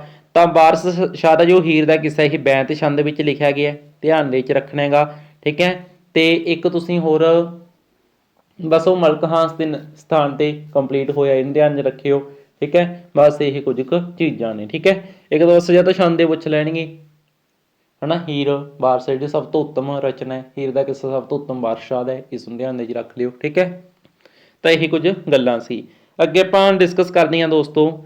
ਤੇ ਇੱਕ ਵਾਰਿਸ ਸ਼ਾਹ ਦਾ ਕਿੱਸਾ 1766 'ਚ ਪੂਰਾ ਹੋਇਆ, ਇਹ ਵੀ ਧਿਆਨ 'ਚ ਰੱਖਿਓ। 1766 ਈਸਵੀ ਦੇ ਵਿੱਚ ਪੂਰਾ ਹੋਇਆ ਇਹ, ਠੀਕ ਹੈ। ਇਸ ਨੂੰ ਤੁਸੀਂ ਧਿਆਨ ਦੇ 'ਚ ਰੱਖਿਓ, ਈਸਵੀ ਹੈ ਇਹ, ਠੀਕ ਹੈ, ਈਸਵੀ ਹੈ, ਇਸ ਨੂੰ ਤੁਸੀਂ ਧਿਆਨ ਦੇ 'ਚ ਰੱਖਣਾ ਹੈਗਾ। ਅੱਗੇ ਆਪਾਂ ਡਿਸਕਸ ਕਰਦੇ ਹਾਂ ਦੋਸਤੋ ਕਿੱਸਾ। ਤਾਂ ਫਾਰਸੀ ਵਾਲਿਆਂ ਦੇ ਦੋ ਰੂਪ ਮੰਨੇ ਨੇ ਉਹਨਾਂ ਨੇ ਫੇਮਸ, ਰਜ਼ਮੀਆਂ ਤੇ ਵਜ਼ਮੀਆਂ। ਉਹਦੇ 'ਚੋਂ ਕਿੱਸਾ ਕਿਸ ਦੇ 'ਚ ਸ਼ਾਮਲ ਹੈ, ਕਿੱਸਾ ਕੀ ਹੈ, ਰਜ਼ਮੀ ਹੈ, ਵਜ਼ਮੀ ਹੈ, ਸੂਫੀ ਸਾਧਨ ਜਾਂ ਫਿਰ ਸ਼ਲੋਕ ਹੈ। ਤਾਂ ਹੁਣ ਜਿਹੜਾ ਕਿੱਸਾ ਹੈ ਨਾ ਇਹ ਵਜ਼ਮੀਆਂ ਰੂਪ ਹੈ, ठीक है। बसमियाँ किस्सा की है, बसमियाँ, है ना। बार है जो ही रस्मी है, बार रस्मी है, तो जो मतलब कि किस्सा ये बसमी है। बसमियाँ दे विच प्रीत दी गल है, प्रेम दी गल है ना। तो जिहड़ी मतलब कि रस्मियाँ हुंदा उहदे च मतलब कि उत्साह की गल हुंदी है, जोश की गल है, लड़ाई पढ़ाई वो रस्मियाँ दे विच शामिल है, जिवें बार दे विच, है ना। तो अगे इस दे विच बसमियाँ दे विच मतलब कि अपने कोल आ जाऊगा किस्सा, ठीक है जी। इस गल नूं तुसीं ध्यान दे 'च रखना है। किस्से विच प्रधान रस वजों वरतिया जांदा है, तां किस्से विच किहड़े रस की प्रधानगी हुंदी है, तां किस्से दे 'च दोस्तों शिंगार रस की प्रधानगी हुंदी है। इस गल नूं तुसीं ध्यान दे 'च रखना है, शिंगार रस प्रधान हुंदा है किस्सा काव्य रूप दे 'च। किस्से दा आरंभ किस तों हुंदा है, तां जिहड़ा किस्सा काव्य रूप है दोस्तों इसका जो आरंभ है यह मंगलाचरण तो हुंदा है, ठीक है। मंगल ये भी पूछा सकदा उल्ट करके भी किस्से दे शुरू विच की आंदा है, मंगलाचरण आंदा है। जां ये पूछा सकदा है कि मंगलाचरण कित्थे आंदा है, मध्य च आंदा है, लास्ट ते आंदा है, या फिर शुरू च आंदा है, शुरू च आंदा है, आरंभ च आंदा है, ठीक है। तो इस गल नूं तुसीं ध्यान दे 'च रखना हैगा। अगे आपां डिस्कस करदे हां दोस्तों किहड़ा किस्साकार किस्से दे मुढ़ले दौर विच शामिल नहीं है, किहड़ा किस्साकार किस्से दे मुढ़ले दौर विच शामिल नहीं है। तो देखो मुढ़ले दौर के आपां मुख तौर पर 4 गिणदे हां, है ना। दमोदर, पीलू, हाफिज बरखुरदार ते अहमद गुजर, ये 4 गिणदे हां। तां अहमद यार नहीं हैगा। तां इस तरीके नाल दोस्तों इहदे विच साडे कोल जो राइट आंसर होएगा ये की होएगा अपने कोल कि मुढ़ले दौर दे विच अहमद यार नहीं हैगे, ठीक है। कमेंट बॉक्स दे विच तुसीं लिख दो भी अहमद यार किहड़े दौर दे विच शामिल है, ये तुहाडा आंसर है। 25 नंबर पा के अपना आंसर लिख दिओ, ठीक है, कि जिहड़ा अहमद यार है वो किस दौर दे विच शामिल है, ठीक है। इसका आंसर है तुसीं कमेंट बॉक्स के लिखो। अगे अपन डिस्कस करते हैं दोस्तों क्वेश्चन नंबर 26। तो 26 नंबर प्रश्न अपने कोल है दमोदर ने हीर का किस्सा ਕਿਹੜੇ ਛੰਦ ਦੇ ਵਿੱਚ ਲਿਖਿਆ ਹੈ? ਤਾਂ ਦਮੋਦਰ ਨੇ ਜੋ ਹੀਰ ਦਾ ਕਿੱਸਾ ਲਿਖਿਆ ਹੈਗਾ ਦੋਸਤੋ, ਇਹ ਕਿਹੜੇ ਛੰਦ ਦੇ ਵਿੱਚ ਲਿਖਿਆ? ਇਹ ਦਵਈਆ ਛੰਦ ਵਿੱਚ ਲਿਖਿਆ ਗਿਆ ਹੈ। ਦੱਦਾ ਦਮੋਦਰ ਤੇ ਦੱਦਾ ਹੀ ਦਵਈਆ, ਇਸ ਤਰ੍ਹਾਂ ਇਹਨੂੰ ਮਤਲਬ ਕਿ ਥੋੜਾ ਜਿਹਾ ਮਤਲਬ ਕਿ ਮਾइंड 'ਚ ਬਿਠਾ ਜੀ ਲਿਓ, ਠੀਕ ਹੈ। ਵੈਸੇ ਤਾਂ ਹੁਣ ਦੱਦੇ ਤੋਂ ਮਤਲਬ ਇਹਨਾਂ ਰੱਟਾ ਵੀ ਨਾ ਲਾਇਓ, ਜਸਟ ਇੱਕ ਆਈਡੀਆ ਰੱਖ ਲਿਓ ਵੀ ਦਵਈਆ ਦਮੋਦਰ, ਠੀਕ ਹੈ। ਤੇ ਇਸ ਤੋਂ ਬਾਅਦ ਆਪਾਂ ਡਿਸਕਸ ਕਰਦੇ ਹਾਂ ਦੋਸਤੋ, ਪ੍ਰਸ਼ਨ ਨੰਬਰ ਆਪਣੇ ਕੋਲ 27 ਹੈ। ਪੀਲੂ ਦਾ ਮਿਰਜ਼ਾ ਸਾਹਿਬਾ ਕਿੱਸਾ ਕਿਸ ਕਾਵਿ ਰੂਪ ਵਿੱਚ ਲਿਖਿਆ ਗਿਆ? ਇਹ ਕੁਐਸਚਨ ਬੜਾ ਪੁੱਛਿਆ ਜਾਂਦਾ ਹੈ। ਸੱਦ ਰੂਪ ਦੇ ਵਿੱਚ ਲਿਖਿਆ ਗਿਆ ਇਹ, ਠੀਕ ਹੈ। ਇਸ ਗੱਲ ਨੂੰ ਤੁਸੀਂ ਧਿਆਨ ਦੇ ਵਿੱਚ ਰੱਖਣਾ ਹੈਗਾ। ਅੱਗੇ ਆਪਾਂ ਡਿਸਕਸ ਕਰਦੇ ਹਾਂ ਦੋਸਤੋ, ਪ੍ਰਸ਼ਨ ਨੰਬਰ 28 ਹੈ ਆਪਣੇ ਕੋਲ। ਹੇਠ ਲਿਖਿਆਂ ਵਿੱਚੋਂ ਕਿਹੜਾ ਕਿੱਸਾਕਾਰ ਆਲੋਚਕ ਨਹੀਂ ਹੈ? ਮਤਲਬ ਕਿ ਕਿੱਸਾਕਾਰ ਨੇ ਜਿਹੜੇ ਉਹਨਾਂ ਨੇ ਆਲੋਚਨਾ ਕੀਤੀ, ਆਪਣੇ ਤੋਂ ਪਹਿਲਾਂ ਹੋਈ ਕਿੱਸਾਕਾਰਾਂ ਦੀ ਆਲੋਚਨਾ ਕੀਤੀ ਹੈ ਵੀ ਉਸ ਵਿੱਚ ਵਧੀਆ ਸੋਚ ਸੀ, ਹਨਾ, ਉਹ ਬਹੁਤ ਵਧੀਆ ਲਿਖਦਾ ਸੀ, ਵੀ ਆਲੋਚਨਾ ਕੀਤੀ ਹੈ ਉਹਨਾਂ ਦੀ ਕਿਸੇ ਨਾ ਕਿਸੇ ਢੰਗ ਨਾਲ। ਆਲੋਚਨਾ ਦਾ ਮਤਲਬ ਸਿਰਫ ਬੁਰਾਈ ਨਹੀਂ ਹੁੰਦਾ, ਸਿਰਫ ਚੰਗਿਆਈ ਵੀ ਨਹੀਂ ਹੁੰਦਾ, ਠੀਕ ਹੈ। ਤਾਂ ਇਸ ਗੱਲ ਨੂੰ ਧਿਆਨ ਦੇ ਵਿੱਚ ਰੱਖਣਾ ਹੈਗਾ। ਤਾਂ ਤੁਸੀਂ ਇਹ ਦੱਸਣਾ ਵੀ ਕਿਹੜਾ ਕਿੱਸਾਕਾਰ ਆਲੋਚਕ ਨਹੀਂ ਹੈ। ਹੁਣ ਮੁਹੰਮਦ ਬਖਸ਼, ਇਹ ਲਾਸਟ ਜੇ ਦੇ ਹੋਏ ਆਪਣੇ ਤੋਂ ਪਹਿਲਾਂ ਹੋਏ ਸਾਰੇ ਕਿੱਸਾਕਾਰਾਂ ਬਾਰੇ ਇਹ ਕੁਝ ਨਾ ਕੁਝ ਕਹੀ ਜਾਂਦਾ ਹੈ, ਉਹਨਾਂ ਦੀ ਆਲੋਚਨਾ ਕਰੀਏ ਜਾਂਦਾ ਹੈ, ਹਨਾ। ਹਾਫਿਜ਼ ਬਰਖੁਰਦਾਰ ਵੀ ਲਿਖਦਾ ਹੈ ਪੀਲੂ ਨਾਲ ਨਾ ਰੀਸ ਕਿਸੇ ਦੀ, ਨਾ ਉਹ ਨਹੀਂ, ਉਹ ਹੈ ਦੂਸਰਾ ਯਾਰ, ਇਹ ਪਿੱਲੂ ਨਾਲ ਨਾ ਰੀਸ ਕਿਸੇ ਦੀ, ਉਸ ਵਿੱਚ ਸੋਚ ਲੈ ਦੀ, ਉਹ ਤਾਂ ਅਹਿਮਦ ਯਾਰ ਹੈ। ਅਹਿਮਦ ਯਾਰ ਵੀ ਦੇਖੋ ਪਿੱਲੂ ਬਾਰੇ ਲਿਖਦਾ ਹੈ। ਹਾਫਿਜ਼ ਬਰਖੁਰਦਾਰ ਲਿਖਦਾ ਹੈਗਾ ਪਿੱਲੂ ਨਾਲ ਬਰਾਬਰੀ ਸ਼ਾਇਰ ਭੁੱਲ ਕਰੇਨ, ਉਹ ਹਾਫਿਜ਼ ਬਰਖੁਰਦਾਰ ਲਿਖਦਾ ਪਿੱਲੂ ਬਾਰੇ, ਉਹਦੀ ਆਲੋਚਨਾ ਕਰਦੇ ਹੋਏ ਉਸ ਬਾਰੇ ਕੀ ਲਿਖਦਾ ਹੈਗਾ? ਪਿੱਲੂ ਨਾਲ ਨਾ ਰੀਸ ਕਿਸੇ ਦੀ, ਯਾਰ ਉਹ ਤਾਂ ਅਹਿਮਦ ਯਾਰ ਹੈ ਪਿੱਲੂ ਨਾਲ ਨਾ ਰੀਸ ਕਿਸੇ ਦੀ। ਪਿੱਲੂ ਨਾਲ ਬਰਾਬਰੀ ਸ਼ਾਇਰ ਭੁੱਲ ਕਰੇਨ, ਉਹ ਗੱਲ ਆਖਦਾ ਹਾਫਿਜ਼ ਬਰਖੁਰਦਾਰ। ਪਿੱਲੂ ਨਾਲ ਬਰਾਬਰੀ ਸ਼ਾਇਰ ਭੁੱਲ ਕਰੇਨ, ਇਹ ਗੱਲ ਹਾਫਿਜ਼ ਬਰਖੁਰਦਾਰ ਆਖਦਾ ਪਿੱਲੂ ਬਾਰੇ, ਠੀਕ ਹੈ। ਅਹਿਮਦ ਯਾਰ ਉਹ ਆਖਦਾ, ਉਹ ਅੱਗੇ ਆਪਾਂ 17 ਡਿਸਕਸ ਕਰ ਲਾਂਗੇ, ਫਿਰ ਜੇ ਇੱਥੇ ਡਿਸਕਸ ਕਰ ਲਈਓ ਸਵਾਦ ਜਾਨੀ ਰਹਿਣਾ, ਠੀਕ ਹੈ। ਤਾਂ ਕੁੱਲ ਮਿਲਾ ਕੇ ਇਹਦੇ 'ਚ ਗੱਲ ਆਪਣੇ ਕੋਲ ਦਮੋਦਰ ਦੀ ਹੈ। ਦਮੋਦਰ ਆਲੋਚਕ ਨਹੀਂ ਹੈਗਾ ਕਿਸੇ ਦਾ, ਇਹ ਤਾਂ ਮੁੱਢ ਵੱਜੇ ਕਿੱਸਾ ਇਹਦਾ, ਹਨਾ। ਤਾਂ ਇਹ ਕਿਹੜੇ ਕਿੱਸੇਕਾਰਾਂ ਦੀ ਆਲੋਚਨਾ ਕਰ ਦੂਗਾ ਵਿਚਾਰਾ? ਇਹਦਾ ਸਭ ਤੋਂ ਪਹਿਲੇ ਨੰਬਰ ਤੇ ਲਾਈਨ ਇਸ ਨੇ ਬਣਾਈ ਹੈ, ਬਾਕੀ ਤਾਂ ਇਹਦੇ ਪਿੱਛੇ ਪਿੱਛੇ ਖੜੀ ਗਏ ਨੇ ਆ ਕੇ, ਹਨਾ। ਤਾਂ ਦਮੋਦਰ ਮੋਢੀ ਹੈ ਕਿੱਸਾ, ਕਿਸੇ ਦਾ ਮੋਢੀ ਮੰਨਾਂਗੇ ਆਪਾਂ, ਠੀਕ ਹੈ। ਭਾਵੇਂ ਇਸ ਤੋਂ ਪਹਿਲਾਂ ਪੁੱਛੇ ਕਵੀ ਵਰਗੇ, ਹਨਾ, ਮੁੱਲਾ ਦਾਊਦ ਵਰਗੇ ਹੋ ਗਏ, ਪਰ ਪ੍ਰਮਾਣਿਕ ਰੂਪ ਵਿੱਚ ਆਪਾਂ ਪਹਿਲਾ ਪ੍ਰਮਾਣਿਕ ਕਿੱਸਾਕਾਰ ਆਪਾਂ ਦਮੋਦਰ ਨੂੰ ਹੀ ਮੰਨਦੇ ਹਾਂ। ਦਮੋਦਰ ਨੇ ਹੀਰ ਦਾ ਕਿੱਸਾ ਲਿਖ ਕੇ ਕਿੱਸਾ ਕਾਵਿ ਦਾ ਮੁੱਢ ਵੱਜਿਆ ਹੈਗਾ, ਇਸ ਗੱਲ ਨੂੰ ਤੁਸੀਂ ਧਿਆਨ ਦੇ 'ਚ ਰੱਖਣਾ ਹੈਗਾ। ਅੱਗੇ ਆਪਾਂ ਡਿਸਕਸ ਕਰਦੇ ਹਾਂ ਦੋਸਤੋ, ਆਪਣੇ ਕੋਲ ਕੁਐਸਚਨ ਨੰਬਰ 29 ਆ ਚੁੱਕਿਆ ਹੈ। ਪੀਲੂ ਰਚਿਤ ਕਿੱਸਾ ਮਿਰਜ਼ਾ ਸਾਹਿਬ ਵਿੱਚ ਕਿਹੜੇ ਰਸ ਹਨ? ਕਿਹੜੇ ਕਿਹੜੇ ਰਸਾਂ ਦੀ ਪੇਸ਼ਕਾਰੀ ਹੋਈ ਹੈ? ਇਹਦੇ 'ਚ ਸ਼ਿੰਗਾਰ ਰਸ, ਵੀਰ ਰਸ ਤੇ ਕਰੁਣਾ ਰਸ, ਤਿੰਨੇ ਰਸ ਆਪਾਂ ਨੂੰ ਵੇਖਣ ਨੂੰ ਮਿਲਦੇ ਨੇ ਦੋਸਤੋ। ਤਾਂ ਇਸ ਤਰੀਕੇ ਨਾਲ ਇਹਦੇ ਵਿੱਚ ਆਪਣੇ ਕੋਲ ਆਪਸ਼ਨ ਏ ਸਾਡਾ ਦੋਸਤੋ ਰਾਈਟ ਆਨਸਰ ਹੋ ਜਾਵੇਗਾ। ਇਸ ਤੋਂ ਬਾਅਦ ਆਪਾਂ 30 ਨੰਬਰ ਕੁਐਸਚਨ ਤੇ ਚੱਲਦੇ ਹਾਂ। ਇਸ ਤਰ੍ਹਾਂ ਦੇ ਕੁਐਸਚਨ ਮੈਂ ਕਹਿੰਦਾ ਤੁਹਾਡੀ ਸਾਰੀ ਨੌਲੇਜ ਪਰਖ ਲੈਂਦੇ ਨੇ, ਤੁਹਾਨੂੰ ਈਸਵੀਆਂ ਬਾਰੇ ਸਦੀਆਂ ਬਾਰੇ ਕਿੰਨਾ ਕੁ ਨੌਲੇਜ ਹੈ। ਹੁਣ ਇਹਦੇ ਵਿੱਚ ਗੱਲ ਕੀ ਕਹੀ ਗਈ ਹੈ ਵੀ ਕਿਹੜਾ ਕਰਮ ਸਹੀ ਨਹੀਂ ਹੈ? ਸਹੀ ਨਹੀਂ ਕੀ ਹੈ, ਇਸ ਗੱਲ ਨੂੰ ਧਿਆਨ ਦੇ 'ਚ ਰੱਖਣਾ ਹੈ। ਦਮੋਦਰ, ਫਿਰ ਪੀਲੂ, ਫਿਰ ਮੁਕਬਲ, ਫਿਰ ਵਾਰਸ, ਇਹਨਾਂ ਨੂੰ ਰੱਖਿਆ ਜਾ ਸਕਦਾ ਇਸ ਕੈਟਾਗਰੀ 'ਚ, ਇਹ ਤਾਂ ਸਹੀ ਹੈ ਗੱਲ। ਪੀਲੂ, ਹਾਫਿਜ਼ ਬਰਖੁਰਦਾਰ, ਵਾਰਿਸ ਹਾਸ਼ਮ, ਇਹ ਗੱਲ ਵੀ ਸਹੀ ਹੈ। ਮੁਕਬਲ, ਫਿਰ ਵਾਰਿਸ ਹਾਸ਼ਮ, ਕਦਰਿਆਰ, ਇਹ ਵੀ ਮਤਲਬ ਕਿ ਸਹੀ ਹੈ ਨਾ, ਵੀ ਪਹਿਲਾਂ ਇਹ ਉਸ ਤੋਂ ਬਾਅਦ ਇਹ, ਉਸ ਤੋਂ ਬਾਅਦ ਇਹ ਹੈ। ਤੇ ਉਸ ਤੋਂ ਬਾਅਦ ਆਪਾਂ ਗੱਲ ਕਰਦੇ ਹਾਂ ਹਾਫਿਜ਼ ਬਰਖੁਰਦਾਰ ਪੀਲੂ, ਨਾ ਇਹ ਗੱਲ ਉਲਟ ਹੋ ਗਈ, ਹਨਾ। ਪੀਲੂ ਪਹਿਲਾਂ, ਹਾਫਿਜ਼ ਬਰਖੁਰਦਾਰ ਬਾਅਦ 'ਚ, ਇਹ ਗੱਲ ਉਲਟ ਹੋ ਗਈ। ਤੇ ਇੱਥੇ ਆਪਾਂ ਨੇ ਨਹੀਂ ਤਾਂ ਦੱਸਣਾ ਸੀ, ਆਪਾਂ ਨੇ ਕੀ ਦੱਸਣਾ ਸੀ ਵੀ ਕਿਹੜਾ ਕਰਮ ਸਹੀ ਨਹੀਂ ਹੈ ਦੋਸਤੋ। ਤਾਂ ਇਹਦੇ ਵਿੱਚ ਆਪਣੇ ਕੋਲ ਡੀ ਆਪਸ਼ਨ ਸਾਡੇ ਕੋਲ ਰਾਈਟ ਆਨਸਰ ਹੈ ਜੀ, ਠੀਕ ਹੈ। ਸਭ ਤੋਂ ਪਹਿਲਾਂ ਪੀਲੂ ਆਉਣਾ ਸੀ, ਇਹ ਆਪਸ਼ਨ ਦੇ ਅਕੋਰਡਿੰਗ ਦੱਸਦਾ ਮੈਂ ਵੀ ਪੀਲੂ ਪਹਿਲਾਂ ਸੈੱਟ ਹੋਣਾ ਸੀ, ਫਿਰ ਅੱਗੇ ਬਰਖੁਰਦਾਰ ਆਉਣਾ ਸੀ, ਹਨਾ, ਫਿਰ ਹਾਸ਼ਮ, ਅਹਿਮਦ ਯਾਰ, ਇੱਦਾਂ ਇਹਨਾਂ ਦੀ ਸੀਕੁਐਂਸ ਹੈ ਜਿਹੜੀ ਉਹ ਬਣਨੀ ਸੀ ਦੋਸਤੋ, ਠੀਕ ਹੈ। ਤੇ ਇਸ ਤੋਂ ਬਾਅਦ ਆਪਾਂ ਡਿਸਕਸ ਕਰਦੇ ਹਾਂ ਜੀ ਕੁਐਸਚਨ ਨੰਬਰ 31। ਪੀਲੂ ਦੇ ਕਈ ਕਥਨ ਬੋਲੀ ਦੀ ਸਾਦਗੀ ਕਾਰਨ ਕੀ ਬਣ ਗਏ? ਤਾਂ ਤੁਸੀਂ ਦੱਸੋ ਵੀ ਕੀ ਬਣ ਗਏ? ਤਾਂ ਇਹ ਸ਼ਰਾਪ ਬਣ ਗਏ। ਫਿਰ ਤਾਂ ਪੀਲੂ ਨੂੰ ਲੋਕ ਗਾਲਾਂ ਕੱਢਦੇ, ਇਹ ਸ਼ਰਾਪ ਬਣੇ ਹੁੰਦੇ, ਇਹ ਆਪਸ਼ਨ ਕੱਟ ਗਈ। ਅੱਗੇ ਆਪਾਂ ਗੱਲ ਕਰਦੇ ਹਾਂ ਬਰ, ਨਾ ਬਰ ਵੀ ਨਹੀਂ ਬਣੀ, ਕਿਸੇ ਵੀ ਨਹੀਂ ਬਣੇ, ਇਹ ਲੋਕੋਕਤੀਆਂ ਬਣ ਗਏ। ਅਖਾਣ ਨਹੀਂ ਕਹਿੰਦੇ ਆਪਾਂ ਵੀ ਆਮ ਮੂੰਹਾਂ ਤੇ ਚੜ ਗਈ ਇਹ ਗੱਲ, ਹਨਾ, ਲੋਕਾਂ ਦੀ ਮੂੰਹਾਂ ਤੇ ਚੜ ਗਈ, ਲੋਕ ਬਣੀ ਬਣ ਗਈ, ਲੋਕੋਕਤੀ ਬਣ ਗਈ, ਹਨਾ, ਅਖਾਣ ਬਣ ਗਈ, ਮੁਹਾਵਰਾ ਬਣ ਗਈ, ਠੀਕ ਹੈ। ਤਾਂ ਇਸ ਗੱਲ ਨੂੰ ਤੁਸੀਂ ਧਿਆਨ ਦੇ 'ਚ ਰੱਖਣਾ ਹੈ। ਇਸ ਤੋਂ ਬਾਅਦ ਆਪਾਂ ਡਿਸਕਸ ਕਰਦੇ ਹਾਂ ਰੱਬ ਭਰਿਆਂ ਤੋਂ ਕਰਦਾ ਸਖਣੀ, ਖਾਲੀ ਫੇਰ ਭਰੇ, ਜਾਰੋ ਜੇਡੀ ਕੁਦਰਤ ਰੱਬ ਨੂੰ ਏਡਾ ਕੌਣ ਕਰੇ। ਇਹ ਜੋ 17 ਨੇ ਦੋਸਤੋ ਇਹ ਕਿਸ ਦੀਆਂ ਨੇ ਦੱਸੋ ਫਿਰ। ਇਹ 17 ਕਿਸ ਦੀਆਂ ਨੇ? ਪਿੱਲੂ ਦੀਆਂ ਨੇ, ਹਾਸ਼ਮ ਦੀਆਂ ਨੇ, ਜਾਂ ਫਿਰ ਹਾਫਿਜ਼ ਬਰਖੁਰਦਾਰ ਦੀਆਂ ਨੇ, ਜਾਂ ਫਿਰ ਦਮੋਦਰ ਦੀਆਂ ਨੇ।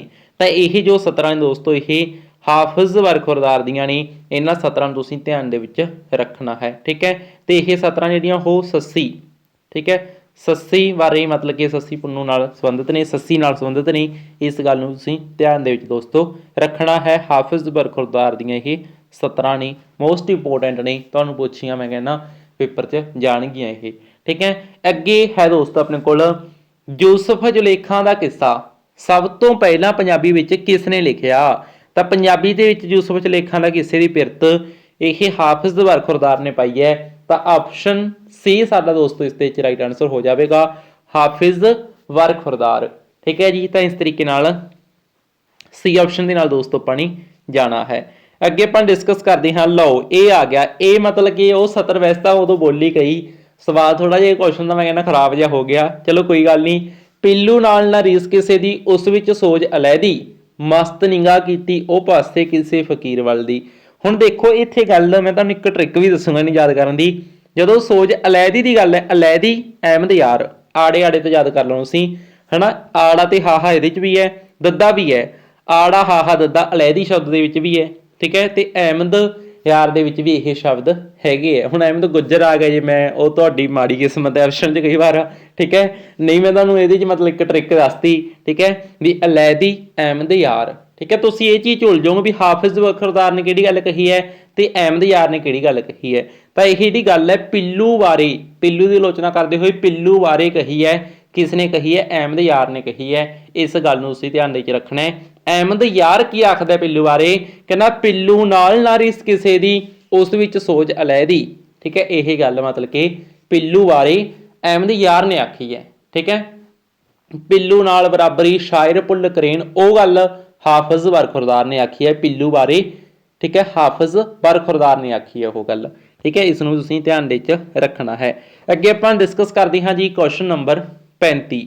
ਬੁੱਲੇ ਸ਼ਾਹ ਨੇ ਕਿਸ ਕਾਵਿ ਰੂਪ ਵਿੱਚ ਰਚਨਾ ਨਹੀਂ ਕੀਤੀ? ਨਹੀਂ ਦੱਸਣਾ ਇੱਥੇ, ਹਨਾ। ਹੁਣ ਉਹਨੇ ਛਿਹਰਫੀਆਂ ਵੀ ਲਿਖੀਆਂ ਨਹੀਂ, ਕੋਈ ਡਾਊਟ ਨਹੀਂ, ਅਠਵਾਰਾ ਵੀ ਲਿਖੀ ਹੈ, ਕੋਈ ਡਾਊਟ ਨਹੀਂ, ਤੇ ਉਹਨੇ 12ਵਾਂ ਵੀ ਲਿਖਿਆ ਹੈ, ਠੀਕ ਹੈ। 12ਵਾਂ ਵੀ ਉਸਨੇ ਲਿਖਿਆ ਹੈ, ਇਸ ਗੱਲ ਨੂੰ ਧਿਆਨ 'ਚ ਰੱਖਿਓ। ਸ਼ਲੋਕ ਨਹੀਂ ਬੁੱਲੇ ਸ਼ਾਹ ਨੇ ਲਿਖੀ, ਠੀਕ ਹੈ। ਤਾਂ ਇਸ ਗੱਲ ਨੂੰ ਤੁਸੀਂ ਧਿਆਨ ਦੇ 'ਚ ਰੱਖਣਾ ਹੈਗਾ, ਠੀਕ ਹੈ। ਆਪਸ਼ਨ ਸੀ ਸਾਡਾ ਦੋਸਤੋ ਇਸ ਦੇ ਵਿੱਚ ਰਾਈਟ ਆਨਸਰ ਜਿਹੜਾ ਹੀ ਹੋ ਜਾਵੇਗਾ। ਇਸ ਤੋਂ ਬਾਅਦ ਆਪਾਂ ਡਿਸਕਸ ਕਰਦੇ ਹਾਂ ਪ੍ਰਸ਼ਨ ਨੰਬਰ 36 ਹੈ ਦੋਸਤੋ। ਮੈਂ ਬੁੱਲੇ ਸ਼ਾਹ ਬਾਰੇ ਥੋੜ੍ਹੀਆਂ ਜਿਹੀਆਂ ਗੱਲਾਂ ਦੱਸ ਦਿੰਦਾ, ਜੀ ਜਾ ਕਰਦਾ ਬੁੱਲੇ ਸ਼ਾਹ ਬਾਰੇ ਦੱਸਣ ਨੂੰ, ਹਨਾ। ਤਾਂ ਬੁੱਲੇ ਸ਼ਾਹ ਹੈ ਜਿਹੜਾ ਦੋਸਤੋ, ਇਸ ਤੇ ਮਤਲਬ ਕਿ ਮੁਰਸ਼ਦ ਦਾ ਨਾਂ ਹੈਗਾ ਸ਼ਾਹ ਇਨਾਇਤ, ਹਨਾ। ਸ਼ਾਹ ਇਨਾਇਤ ਕਾਦਰੀ, ਠੀਕ ਹੈ। ਸ਼ਾਹ ਇਨਾਇਤ ਕਾਦਰੀ ਇਸ ਤੇ ਮਤਲਬ ਕਿ ਮੁਰਸ਼ਦ ਦਾ ਨਾਂ ਹੈ, ਤੇ ਇਹ ਕਾਦਰੀ ਸੰਪਰਦਾਇ ਨਾਲ ਸੰਬੰਧ ਰੱਖਦਾ ਹੈ, ਠੀਕ ਹੈ। ਇਸ ਗੱਲ ਨੂੰ ਤੁਸੀਂ ਧਿਆਨ ਦੇ 'ਚ ਰੱਖੋਗੇ। ਤੇ ਇਸ ਦਾ ਜਿਹੜਾ ਮਤਲਬ ਕਿ ਸੰਬੰਧ ਹੈਗਾ ਉਹ ਕਸੂਰ, ਠੀਕ ਹੈ, ਕਸੂਰ ਥਾਂ ਮਤਲਬ ਕਿ ਜਿਹੜਾ ਮਤਲਬ ਕਿ ਏਰੀਆ ਉਸ ਦੇ ਨਾਲ ਸੰਬੰਧ ਹੈ ਇਸਦਾ, ਠੀਕ ਹੈ। ਇਸ ਗੱਲ ਨੂੰ ਧਿਆਨ ਦੇ 'ਚ ਰੱਖੋਗੇ। ਬੁੱਲੇ ਸ਼ਾਹ ਨੇ ਮਤਲਬ ਕਿ ਕਾਫੀਆਂ ਨੂੰ ਟ੍ਰੈਂਡਿੰਗ ਦੇ ਵਿੱਚ ਲੈ ਕੇ ਜਾਂਦਾ ਹੈ। ਸਭ ਤੋਂ ਜ਼ਿਆਦਾ ਪ੍ਰਸਿੱਧ ਕਾਫੀਆਂ ਬੁੱਲੇ ਸ਼ਾਹ ਦੀਆਂ ਹੋਈਆਂ, ਮੈਂ ਪ੍ਰਸਿੱਧ ਕਹਿ ਰਿਹਾ, ਮੈਂ ਕੋਈ ਸ਼ੁਰੂ ਕਰਨ ਦੀ ਗੱਲ ਨਹੀਂ ਕਹਿ ਰਿਹਾ, ਠੀਕ ਹੈ। ਸਭ ਤੋਂ ਜ਼ਿਆਦਾ ਪ੍ਰਸਿੱਧ ਕਾਫੀਆਂ ਮੈਂ ਕਹਿੰਦਾ ਬੁੱਲੇ ਸ਼ਾਹ ਦੀਆਂ ਹੋਈਆਂ ਨੇ, ਠੀਕ ਹੈ। ਸਭ ਤੋਂ ਜ਼ਿਆਦਾ ਵੀ ਨਹੀਂ ਲਿਖੀਆਂ ਇਹਨੇ, ਤੇ ਇਹਨੇ ਸ਼ੁਰੂਆਤ ਵੀ ਨਹੀਂ ਕੀਤੀ, ਠੀਕ ਹੈ। ਕਾਫੀਆਂ ਦੀ ਸ਼ੁਰੂਆਤ ਸ਼ਾਹ ਹੁਸੈਨ ਤੋਂ ਮੰਨੀ ਜਾਂਦੀ ਹੈ। ਸਭ ਤੋਂ ਵੱਧ ਕਾਫੀਆਂ ਗੁਲਾਮ ਫਰੀਦ ਦੀਆਂ ਮੰਨੀਆਂ ਜਾਂਦੀਆਂ ਨੇ, ਠੀਕ ਹੈ। ਤੇ ਬੁੱਲੇ ਸ਼ਾਹ ਨੇ ਤਾਂ 156 ਕਾਫੀਆਂ ਲਿਖੀਆਂ ਨੇ, ਪਰ ਉਹ ਪ੍ਰਸਿੱਧ ਵੱਡੀਆਂ ਹੋਈਆਂ ਨੇ। ਇਸ ਗੱਲ ਨੂੰ ਤੁਸੀਂ ਧਿਆਨ ਦੇ 'ਚ ਦੋਸਤੋ ਰੱਖਣਾ ਹੈ, ਠੀਕ ਹੈ। ਉਹਨੇ 12 ਮਾਹ ਲਿਖੇ, ਜਿਹੜਾ ਉਹ 12 ਮਾਹ ਦੀ ਖਾਸੀਅਤ ਇਹ ਵੀ ਉਹ ਅੱਸੂ ਮਹੀਨੇ ਤੋਂ ਸ਼ੁਰੂ ਹੁੰਦਾ ਹੈ। ਇਸ ਗੱਲ ਨੂੰ ਤੁਸੀਂ ਧਿਆਨ ਦੇ 'ਚ ਦੋਸਤੋ ਰੱਖਣਾ ਹੈ, ਠੀਕ ਹੈ। ਤੇ ਅੱਗੇ ਆਪਾਂ ਡਿਸਕਸ ਕਰਦੇ ਹਾਂ ਦੋਸਤੋ ਆਪਣੇ ਕੋਲ ਜੋ ਆਪਸ਼ਨ ਕੁਐਸਚਨ ਨੰਬਰ 36 ਹੈ ਆਪਣੇ ਕੋਲ। ਭਾਰਤ ਵਿੱਚ ਸੂਫੀਆਂ ਦੀ ਚਿਸ਼ਤੀ ਸੰਪਰਦਾਇ ਸ਼ੁਰੂ ਕਰਨ ਵਾਲੇ ਦਾ ਨਾਮ ਦੱਸੋ ਜੀ। ਹੁਣ ਕੀ ਫਰੀਦ ਜੀ ਨੇ ਚਿਸ਼ਤੀ ਸੰਪਰਦਾਇ ਸ਼ੁਰੂ ਕੀਤਾ? ਨਹੀਂ, ਬਾਬਾ ਫਰੀਦ ਜੀ ਚਿਸ਼ਤੀ ਸੰਪਰਦਾਇ ਨਾਲ ਸੰਬੰਧ ਰੱਖਦੇ ਨੇ, ਇਹ 'ਚ ਕੋਈ ਡਾਊਟ ਨਹੀਂ, ਪਰ ਸ਼ੁਰੂਆਤ ਨਹੀਂ ਬਾਬਾ ਫਰੀਦ ਜੀ ਹੋਰਾਂ ਨੇ ਕੀਤੀ, ਠੀਕ ਹੈ। ਅੱਬੂ ਇਸਹਾਕ ਚਿਸ਼ਤੀ ਨੇ? ਨਹੀਂ ਜੀ। ਖਵਾਸਾ ਮਿਆਉਦੀਨ ਚਿਸ਼ਤੀ ਦੁਆਰਾ ਇਸ ਦੀ ਜਿਹੜੀ ਮਤਲਬ ਕਿ ਸ਼ੁਰੂਆਤ ਹੈ ਭਾਰਤ ਦੇ ਵਿੱਚ ਕੀਤੀ ਗਈ ਹੈ ਸੰਪਰਦਾਇ ਦੀ। ਆਪਸ਼ਨ ਸੀ ਦੋਸਤੋ ਇਸ ਦੇ ਵਿੱਚ ਸਾਡਾ ਰਾਈਟ ਆਨਸਰ ਜਿਹੜਾ ਇਹ ਹੋ ਜਾਵੇਗਾ, ਠੀਕ ਹੈ ਜੀ। ਇਸ ਤੋਂ ਬਾਅਦ ਆਪਾਂ ਨੈਕਸਟ ਕੁਐਸਚਨ ਦੇ ਉੱਤੇ ਚੱਲਦੇ ਹਾਂ ਦੋਸਤੋ। ਨੈਕਸਟ ਕੁਐਸਚਨ ਇੱਕ ਘੈਂਟ ਕੁਐਸਚਨ ਹੈਗਾ, ਸੁਲਤਾਨ ਬਾਹੂ ਦੀ ਕਵਿਤਾ ਉੱਤੇ ਪੰਜਾਬੀ ਦੀ ਕਿਸ ਉਪਭਾਸ਼ਾ ਦਾ ਵਧੇਰੇ ਪ੍ਰਭਾਵ ਹੈ? ਦੱਸੋ ਜੀ। ਸੁਲਤਾਨ ਬਾਹੂ ਦੀ ਕਵਿਤਾ ਦੇ ਉੱਤੇ ਪੰਜਾਬੀ ਦੀ ਕਿਸ ਉਪਭਾਸ਼ਾ ਦਾ ਪ੍ਰਭਾਵ ਹੈ ਜਿਹੜਾ ਉਹ ਵਧੇਰੇ ਆਪਾਂ ਨੂੰ ਦੇਖਣ ਨੂੰ ਮਿਲਦਾ ਹੈ, ਤਾਂ ਇਹ ਝਾਂਗੀ ਦਾ ਮਿਲਦਾ ਹੈ ਦੋਸਤੋ। ਸੁਲਤਾਨ ਬਾਹੂ ਬੜਾ ਇੱਕ ਪੜ੍ਹਿਆ ਲਿਖਿਆ, ਵੱਡੀਆਂ ਨੌਲੇਜ ਰੱਖਣ ਵਾਲਾ ਮਤਲਬ ਕਿ ਇੱਕ ਸੂਫੀ ਕਵੀ ਹੈ, ਕਾਫੀ ਨੌਲੇਜ ਰੱਖਦਾ ਇਹ, ਹਨਾ। ਪੂਰੀ ਮਤਲਬ ਕਿ ਬੌਧਿਕਤਾ ਦਾ ਪ੍ਰਭਾਵ ਇਸ ਦੀਆਂ ਰਚਨਾਵਾਂ ਤੇ ਆਪਾਂ ਨੂੰ ਵੇਖਣ ਨੂੰ ਮਿਲਦਾ ਹੈ, ਸੁਲਤਾਨ ਬਾਹੂ। ਠੀਕ ਹੈ। ਤੇ ਇੱਕ ਹੂ ਇਹਦੀਆਂ ਮਤਲਬ ਕਿ ਸਤਰ ਦੇ ਲਾਸਟ ਵਿੱਚ ਹੂ ਵਰਤਿਆ ਜਾਂਦਾ ਹੂ, ਹਨਾ। ਤਾਂ ਇਸ ਤਰੀਕੇ ਨਾਲ ਤੁਸੀਂ ਇਹਨੂੰ ਯਾਦ ਰੱਖੋਗੇ। ਤੇ ਜਿਹੜਾ ਸੁਲਤਾਨ ਬਾਹੂ ਬਾਰੇ ਵੀ ਮੈਨੂੰ ਜੀ ਜਾ ਕਰਦਾ ਵੀ ਥੋੜ੍ਹੀਆਂ ਜਿਹੀਆਂ ਗੱਲਾਂ ਮੈਂ ਇਹਦੇ ਬਾਰੇ ਵੀ ਦੱਸਦਾ ਤੁਹਾਨੂੰ। ਦੱਸਾਂ ਫਿਰ, ਤਾਂ ਸੁਲਤਾਨ ਬਾਹੂ ਨੇ ਸ਼ੇਹਰਫੀ ਕਾਵਿ ਰੂਪ ਦੀ ਪਿਰਤ ਪਾਈ ਹੈ ਜੀ। ਮਤਲਬ ਕਿ ਸੂਫੀਆਂ ਦੇ ਵਿੱਚੋਂ ਸ਼ੇਹਰਫੀ ਕਾਵਿ ਰੂਪ ਦੀ ਜਿਹੜੀ ਪਿਰਤ ਹੈ ਉਹ ਮਤਲਬ ਕਿ ਸੁਲਤਾਨ ਬਾਹੂ ਨੇ ਪਾਈ ਹੈ। ਇਸ ਗੱਲ ਨੂੰ ਦੋਸਤੋ ਤੁਸੀਂ ਧਿਆਨ ਦੇ ਵਿੱਚ ਰੱਖਣਾ ਹੈਗਾ। ਠੀਕ ਹੈ। ਸ਼ੇਹਰਫੀ ਕਾਵਿ ਰੂਪ ਦੀ ਪਿਰਤ ਪਾਉਂਦਾ ਹੈ। ਸ਼ੇਹਰਫੀ ਕੀ ਹੈ? ਫਾਰਸੀ ਦੇ 30 ਅੱਖਰਾਂ ਨੂੰ ਆਧਾਰ ਬਣਾ ਕੇ ਲਿਖਿਆ ਜਾਣ ਵਾਲਾ ਕਾਵਿ ਰੂਪ ਹੈ ਸ਼ੇਹਰਫੀ। ਤਾਂ ਸ਼ੇਹਰਫੀ ਦੀ ਪਿਰਤ ਸੁਲਤਾਨ ਬਾਹੂ ਪਾਉਂਦਾ ਹੈ। ਇਸ ਗੱਲ ਨੂੰ ਤੁਸੀਂ ਧਿਆਨ ਦੇ ਵਿੱਚ ਦੋਸਤੋ ਰੱਖਣਾ ਹੈ। ਅੱਗੇ ਆਪਾਂ ਡਿਸਕਸ ਕਰਦੇ ਹਾਂ ਦੋਸਤੋ, ਕੁਐਸਚਨ ਨੰਬਰ 38 ਹੈ ਆਪਣੇ ਕੋਲ। ਪਹਿਲੀ ਸੂਫੀ ਸ਼ਾਇਰਾ, ਜਿਵੇਂ ਉਹਨਾਂ ਦਾ ਲੇਖਕ, ਲੇਖਕਾ, ਅਧਿਆਪਕ, ਅਧਿਆਪਕਾ, ਹਨਾ ਵੀ ਅਧਿਆਪਕ ਦਾ ਮਤਲਬ ਕਿ ਇਸਤਰੀ ਲਿੰਗ ਕੀ ਹੋਇਆ? ਅਧਿਆਪਕਾ। ਲੇਖਕ ਦਾ ਇਸਤਰੀ ਲਿੰਗ ਲੇਖਕਾ। ਇਸ ਤਰ੍ਹਾਂ ਸ਼ਾਇਰ ਦਾ ਇੱਥੇ ਆਪਾਂ ਇਸਤਰੀ ਲਿੰਗ ਲੈ ਕੇ ਚੱਲ ਰਹੇ ਹਾਂ ਸ਼ਾਇਰਾ, ਹਨਾ। ਸੂਫੀ ਸ਼ਾਇਰਾ। ਤਾਂ ਸੂਫੀ ਸ਼ਾਇਰ ਆਪਾਂ ਪਹਿਲੀ ਕਹਾਂਗੇ ਪੀਰੋ। ਠੀਕ ਹੈ। ਆਪਸ਼ਨ ਡੀ ਸਾਡਾ ਦੋਸਤੋ ਇਸ ਦੇ ਵਿੱਚ ਰਾਈਟ ਆਨਸਰ ਹੈ। ਆਪਸ਼ਨ ਡੀ ਨੂੰ ਤੁਸੀਂ ਸਿਲੈਕਟ ਕਰ ਲਓ। ਅੱਗੇ ਆਪਾਂ ਡਿਸਕਸ ਕਰਦੇ ਹਾਂ ਜੀ ਕੁਐਸਚਨ ਨੰਬਰ 39। ਤਾਂ 39 ਨੰਬਰ ਕੁਐਸਚਨ ਤੇ ਪੁੱਜ ਚੁੱਕੇ ਹਾਂ। ਸਹੀ ਜੁੱਟ ਦੀ ਚੋਣ ਕਰੋ। ਇਹਨਾਂ ਚੋਂ ਮਤਲਬ ਕਿ ਜਿਹੜਾ ਜੁੱਟ ਸਹੀ ਹੈ, ਠੀਕ ਹੈ, ਸਹੀ ਮੈਚਿੰਗ ਹੋਈ ਇਹਦੇ 'ਚ, ਉਹ ਆਪਾਂ ਨੇ ਦੋਸਤੋ ਸਿਲੈਕਟ ਕਰਨਾ ਹੈ। ਤਾਂ ਇਹਦੇ ਵਿੱਚ ਹੈ ਕਾਲਿਆ ਹਰਣਾ ਬਾਗੀ ਚਰਨਾ। ਨਾਰ ਸਿੰਘ ਦਾ ਕਨਸੈਪਟ ਹੈ ਇਹ। ਠੀਕ ਹੈ। ਇਸ ਦੀ ਰਚਨਾ ਹੈ। ਤਾਂ ਆਪਸ਼ਨ ਏ ਦੋਸਤੋ ਇਸ ਦੇ ਵਿੱਚ ਸਾਡਾ ਰਾਈਟ ਆਨਸਰ ਹੋ ਜਾਵੇਗਾ। ਠੀਕ ਹੈ। ਕਾਲਿਆ ਹਰਣਾ ਬਾਗੀ ਚਰਨਾ, ਨਾਰ ਸਿੰਘ ਦੀ ਰਚਨਾ ਇਹ। ਅੱਗੇ ਆਪਾਂ ਡਿਸਕਸ ਕਰਦੇ ਹਾਂ ਦੋਸਤੋ, ਕੁਐਸਚਨ ਨੰਬਰ ਆਪਣੇ ਕੋਲ ਆ ਚੁੱਕੇ ਜੀ 40 ਨੰਬਰ ਪ੍ਰਸ਼ਨ ਤੇ ਆਪਾਂ ਪੁੱਜ ਚੁੱਕੇ ਹਾਂ। ਵਣਜਾਰਾ ਬੇਦੀ ਰਚਿਤ ਪੰਜਾਬੀ ਲੋਕਧਾਰਾ ਵਿਸ਼ਵਕੋਸ਼, ਪੰਜਾਬੀ ਲੋਕਧਾਰਾ ਵਿਸ਼ਵਕੋਸ਼ ਦੀਆਂ ਕਿੰਨੀਆਂ ਸੰਚੀਆਂ ਨੇ? ਕਿੰਨੀਆਂ ਜਲਦਾਂ ਦੇ ਵਿੱਚ ਇਹ ਜਿਹੜਾ ਵਿਸ਼ਵਕੋਸ਼ ਹੈ ਇਹ ਤਿਆਰ ਕੀਤਾ ਗਿਆ ਹੈਗਾ? ਇਹਨਾਂ ਦੀ ਗਿਣਤੀ ਜਿਹੜੀ ਦੋਸਤੋ ਆਪਾਂ ਨੇ ਦੱਸਣੀ ਹੈ। ਤਾਂ ਇਹ 8 ਜਲਦਾਂ ਦੇ ਵਿੱਚ ਤਿਆਰ ਹੋਏਗਾ। ਇਸ ਗੱਲ ਨੂੰ ਤੁਸੀਂ ਧਿਆਨ ਦੇ ਵਿੱਚ ਰੱਖੋਗੇ। ਇੱਥੋਂ ਤੱਕ ਵੀ ਕਿਹਾ ਜਾਂਦਾ ਕਹਿੰਦੇ ਇਹਨੇ 45 ਸਾਲ ਇਸ ਨੂੰ ਪੂਰਾ ਕਰਨ ਤੇ ਲਗਾਤੇ। ਠੀਕ ਹੈ। ਤਾਂ ਇਹ ਵਿਸ਼ਵਕੋਸ਼ ਜਿਹੜਾ ਇਹਦੀਆਂ ਜਲਦਾਂ ਪੁੱਛੀਆਂ ਹਨ, ਸੰਚੀਆਂ ਪੁੱਛੀਆਂ ਹਨ, ਤੁਸੀਂ 8 ਕਹੋਗੇ। ਆਪਸ਼ਨ ਬੀ ਸਾਡਾ ਦੋਸਤੋ ਇਸ ਦੇ ਵਿੱਚ ਰਾਈਟ ਆਨਸਰ ਆਪਣੇ ਕੋਲ ਹੋ ਜਾਵੇਗਾ। ਇਸ ਤੋਂ ਬਾਅਦ ਆਪਾਂ ਚੱਲਦੇ ਹਾਂ ਜੀ ਕੁਐਸਚਨ ਨੰਬਰ 41 ਦੇ ਉੱਤੇ। ਆਦਿ ਗ੍ਰੰਥ ਕਿਸ ਵਰੇ ਸੰਪੂਰਨ ਹੋਇਆ? ਤਾਂ ਆਦਿ ਗ੍ਰੰਥ ਜਿਹੜਾ ਇਹ ਕਿਸ ਵਰੇ ਸੰਪੂਰਨ ਹੋਏਗਾ? ਇਹ ਆਪਾਂ ਨੂੰ ਦੋਸਤੋ ਦੱਸਣਾ ਹੈ। ਤਾਂ ਜੋ ਮਤਲਬ ਕਿ ਆਦਿ ਗ੍ਰੰਥ ਸਾਹਿਬ ਦੀ ਸੰਪਾਦਨਾ ਕੀਤੀ ਹੈ ਜੀ 5ਵੇਂ ਪਾਤਸ਼ਾਹ ਸ੍ਰੀ ਗੁਰੂ ਅਰਜਨ ਦੇਵ ਜੀ ਹੋਰਾਂ ਨੇ। ਠੀਕ ਹੈ। 1604 ਈਸਵੀ ਦੇ ਵਿੱਚ ਇਹ ਸੰਪੂਰਨ ਹੋ ਗਿਆ ਸੀਗਾ। ਠੀਕ ਹੈ। ਇਸ ਗੱਲ ਨੂੰ ਤੁਸੀਂ ਧਿਆਨ ਦੇ ਵਿੱਚ ਰੱਖੋਗੇ। 1604 ਈਸਵੀ ਦੇ ਵਿੱਚ ਸੰਪੂਰਨ ਹੋਏਗਾ। ਠੀਕ ਹੈ। ਤੇ ਇਹਦੇ ਵਿੱਚ ਮਤਲਬ ਕਿ ਆਦਿ ਗ੍ਰੰਥ ਸਾਹਿਬ ਦੀ ਗੱਲ ਕਰਦੇ ਹਾਂ ਜਦੋਂ ਆਪਾਂ, ਤਾਂ ਇਹਦੇ ਵਿੱਚ 5 ਗੁਰੂ ਸਾਹਿਬਾਨਾਂ ਦੀ ਬਾਣੀ ਦਰਜ ਹੈ। ਠੀਕ ਹੈ। ਧਿਆਨ ਦੇ ਵਿੱਚ ਰੱਖੋਗੇ 5 ਗੁਰੂ ਸਾਹਿਬਾਨ, ਹਨਾ। ਤੇ ਆਪਣੇ ਕੋਲ 35 ਬਣਨਗੇ ਕੁੱਲ, ਹਨਾ। ਆਪਣੇ ਕੋਲ 5 ਗੁਰੂ ਸਾਹਿਬਾਨ ਬਣਨਗੇ, 15 ਭਗਤ ਬਣਨਗੇ, 11 ਭੱਟ ਬਣਨਗੇ, ਹਨਾ। ਤੇ 4 ਮਹਾਂਪੁਰਖ ਨੇ ਜੋ, ਹਨਾ, ਗੁਰੂ ਘਰ ਦੇ ਜੋ ਮਤਲਬ ਸਿੱਖ ਨੇ 4। ਠੀਕ ਹੈ। ਮਤਲਬ ਮੈਂ ਇੱਥੇ ਥੋੜਾ ਜਿਹਾ ਕਰਦਾ ਕੈਲਕੂਲੇਸ਼ਨ। 5 ਆਪਣੇ ਕੋਲ ਗੁਰੂ ਸਾਹਿਬਾਨ ਹੋ ਗਏ, ਤੇ ਆਪਣੇ ਕੋਲ 15 ਭਗਤ, 11 ਭੱਟ, ਤੇ 4 ਆਪਣੇ ਕੋਲ ਜੋ ਮਹਾਂਪੁਰਖ ਨੇ, ਗੁਰੂ ਘਰ ਦੇ ਗੁਰਸਿੱਖ ਨੇ ਜੋ, ਹਨਾ। ਤਾਂ ਉਹ ਨੇ। ਤਾਂ ਇਹਨਾਂ ਦੀ ਆਪਾਂ ਗਿਣਤੀ ਕਰਾਂਗੇ, ਆਪਣੇ ਕੋਲ 35 ਬਣਦੇ ਨੇ।